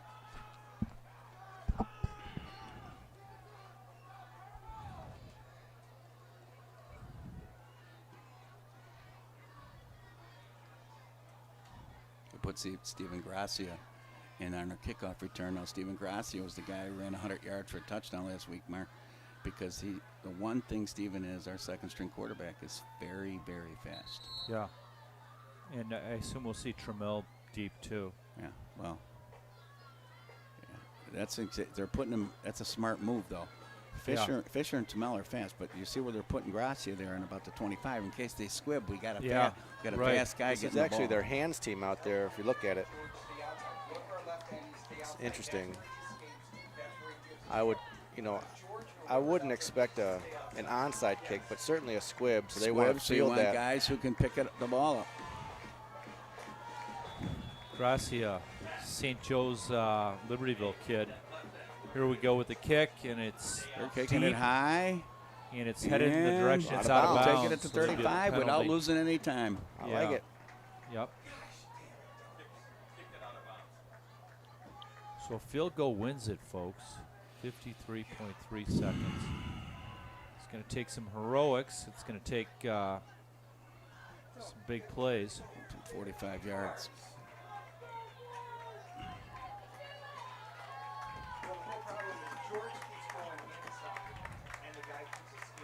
Again, I think you're going to need to get about 50 yards here to get within range. Yep. Lynch in the backfield. Kelly Ekmanis in shotgun formation. Double slot. Cover 2 over the top. They're pressing. Kelly Ekmanis straight back. He's got time. He's looking to throw Looking left for his side. brother. And yeah, it's to his brother, and it is. Oh, He dropped Oh, it. right He through dropped his hands. it. Yep. Right through his hands. yep. It was Wow. a really high thrown ball. You know, a nice rainbow. Dino Kelly Ekmanis was on his hands, and as y'all say, that ball touches your hands, you got to come up with it. Now you got to tip your hat a little bit to the defender. He was in place to make a play. He certainly wasn't letting him just catch it freely. Right, no, I agree. Kelly Ekmanis shotgun, he looks to throw. He's being pursued, he's Oh, brought buddy. down. Clock the is last thing running, you need right 39 seconds left in the game. And Throw the ball there, Nick. yeah, You have to throw it You away. can't you cannot run. take looking a to the sack. sidelines Well, it wasn't for what to do. why is he running? You got to throw the Carmel ball. looking to a quick snap count. But see, Throws this and is spikes the That's a ball. mistake. So This is what- 25.3 well, they don't have a second play seconds call. They left. had the second play called the first time. They never even huddled. yeah, but you don't need the second play call at that point Fourth because down. the clock is stopped on an I got incomplete it. pass. But they Call Fourth 2 and, plays on fourth and second 10, down. 25.3 seconds left. This is the ball game, folks. We get a first down, we get some yardage, we may have a chance for another play, but we don't. It's all 21 over. seconds on the play clock. 25, right? Yeah, it's 15 Yeah, seconds now right we're at now. 14. You got You to gotta hurry hurry get a up. delay Yeah, game call. yeah, you're right. Here we go. Kelly Ekmanis, Down to 5. empty backfield, 2 wide to the right, 3 to the right, 2 to the left. Kelly Ekmanis straight back, and he's pressured. He's wrapped up. He Here breaks it the tackle. Now he's got a chance to throw it. He's going to hurl the ball, and he's got Out a of bounds. man. Kelly Ekmanis throws Out to of his bounds. brother Dino, but he's got to get out of bounds. All right, the clock 11 will stop. seconds. Yes. The clock will stop The clock here will stop. to move the sticks. They got to get up and spike it. Dino comes back to it. Carmel's got the ball at about the 38-yard line. Take with your 10 and a time, half get seconds. set. He will look to spike the ball here. They spotted at the 37-yard line. So 6.5 seconds left. That Where would are we make at? set up for about a 54-yard. Well, he ain't kick, gonna make so that, they're but not he gonna- has made 45-yard field goal in Yeah. a sophomore football game. Well, where are we at? We're on the 37, 38. Yep. So it's a 55-yarder now. Yeah, We Vico need, block. we need at remember? least 10 yards. So here we go. At this- 6.7 seconds. You're going to have time for one play to the One sideline. play only, exactly. So he's Or to the end zone. got to go to the end zone. I would think it's going to be a quick play, though. I'd look to the boundary. No one's covering his Boundary, brother no. to the boundary. Here Get we a go, quick hitch. folks. Kelly Ekmanis in the shotgun. Barnes behind him. And he looks to throw Get out of to bounds. Gray, and Gray gets out of bounds with 1.8 seconds left. So Well, it's going to be a we were- 47-yard field goal attempt. Yep.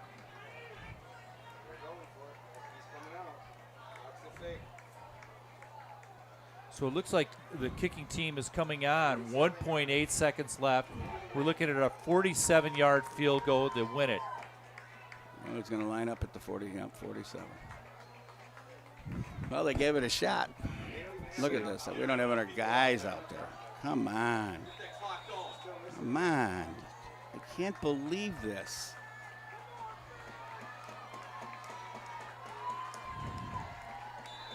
.8 seconds Well, they're left. gonna What's the call a longest he's timeout. I made? thought they were going to Coach? call it. I saw him make a 45-yard field goal Yeah. to win a sophomore football game last year. Did you really? Wow. Mm-hmm. That's impressive. So Ben Packer, this will be it, buddy. Boy, this would be sweet, huh? Yeah. Make it or miss it, win or lose. I mean, the Lord be with Ben Packer right now. Comfort him. And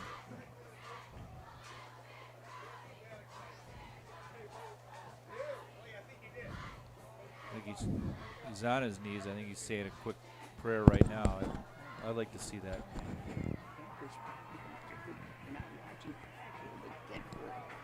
So Packer says a prayer, and Barnes comes over to pray with him, Coach. That's, got the right perspective, huh?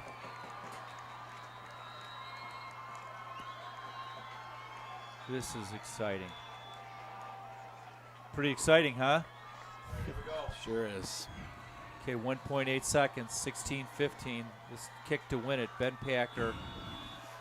I'm going to spot it right at the 37-yard line, so it will be a 47-yard field goal. Let's go.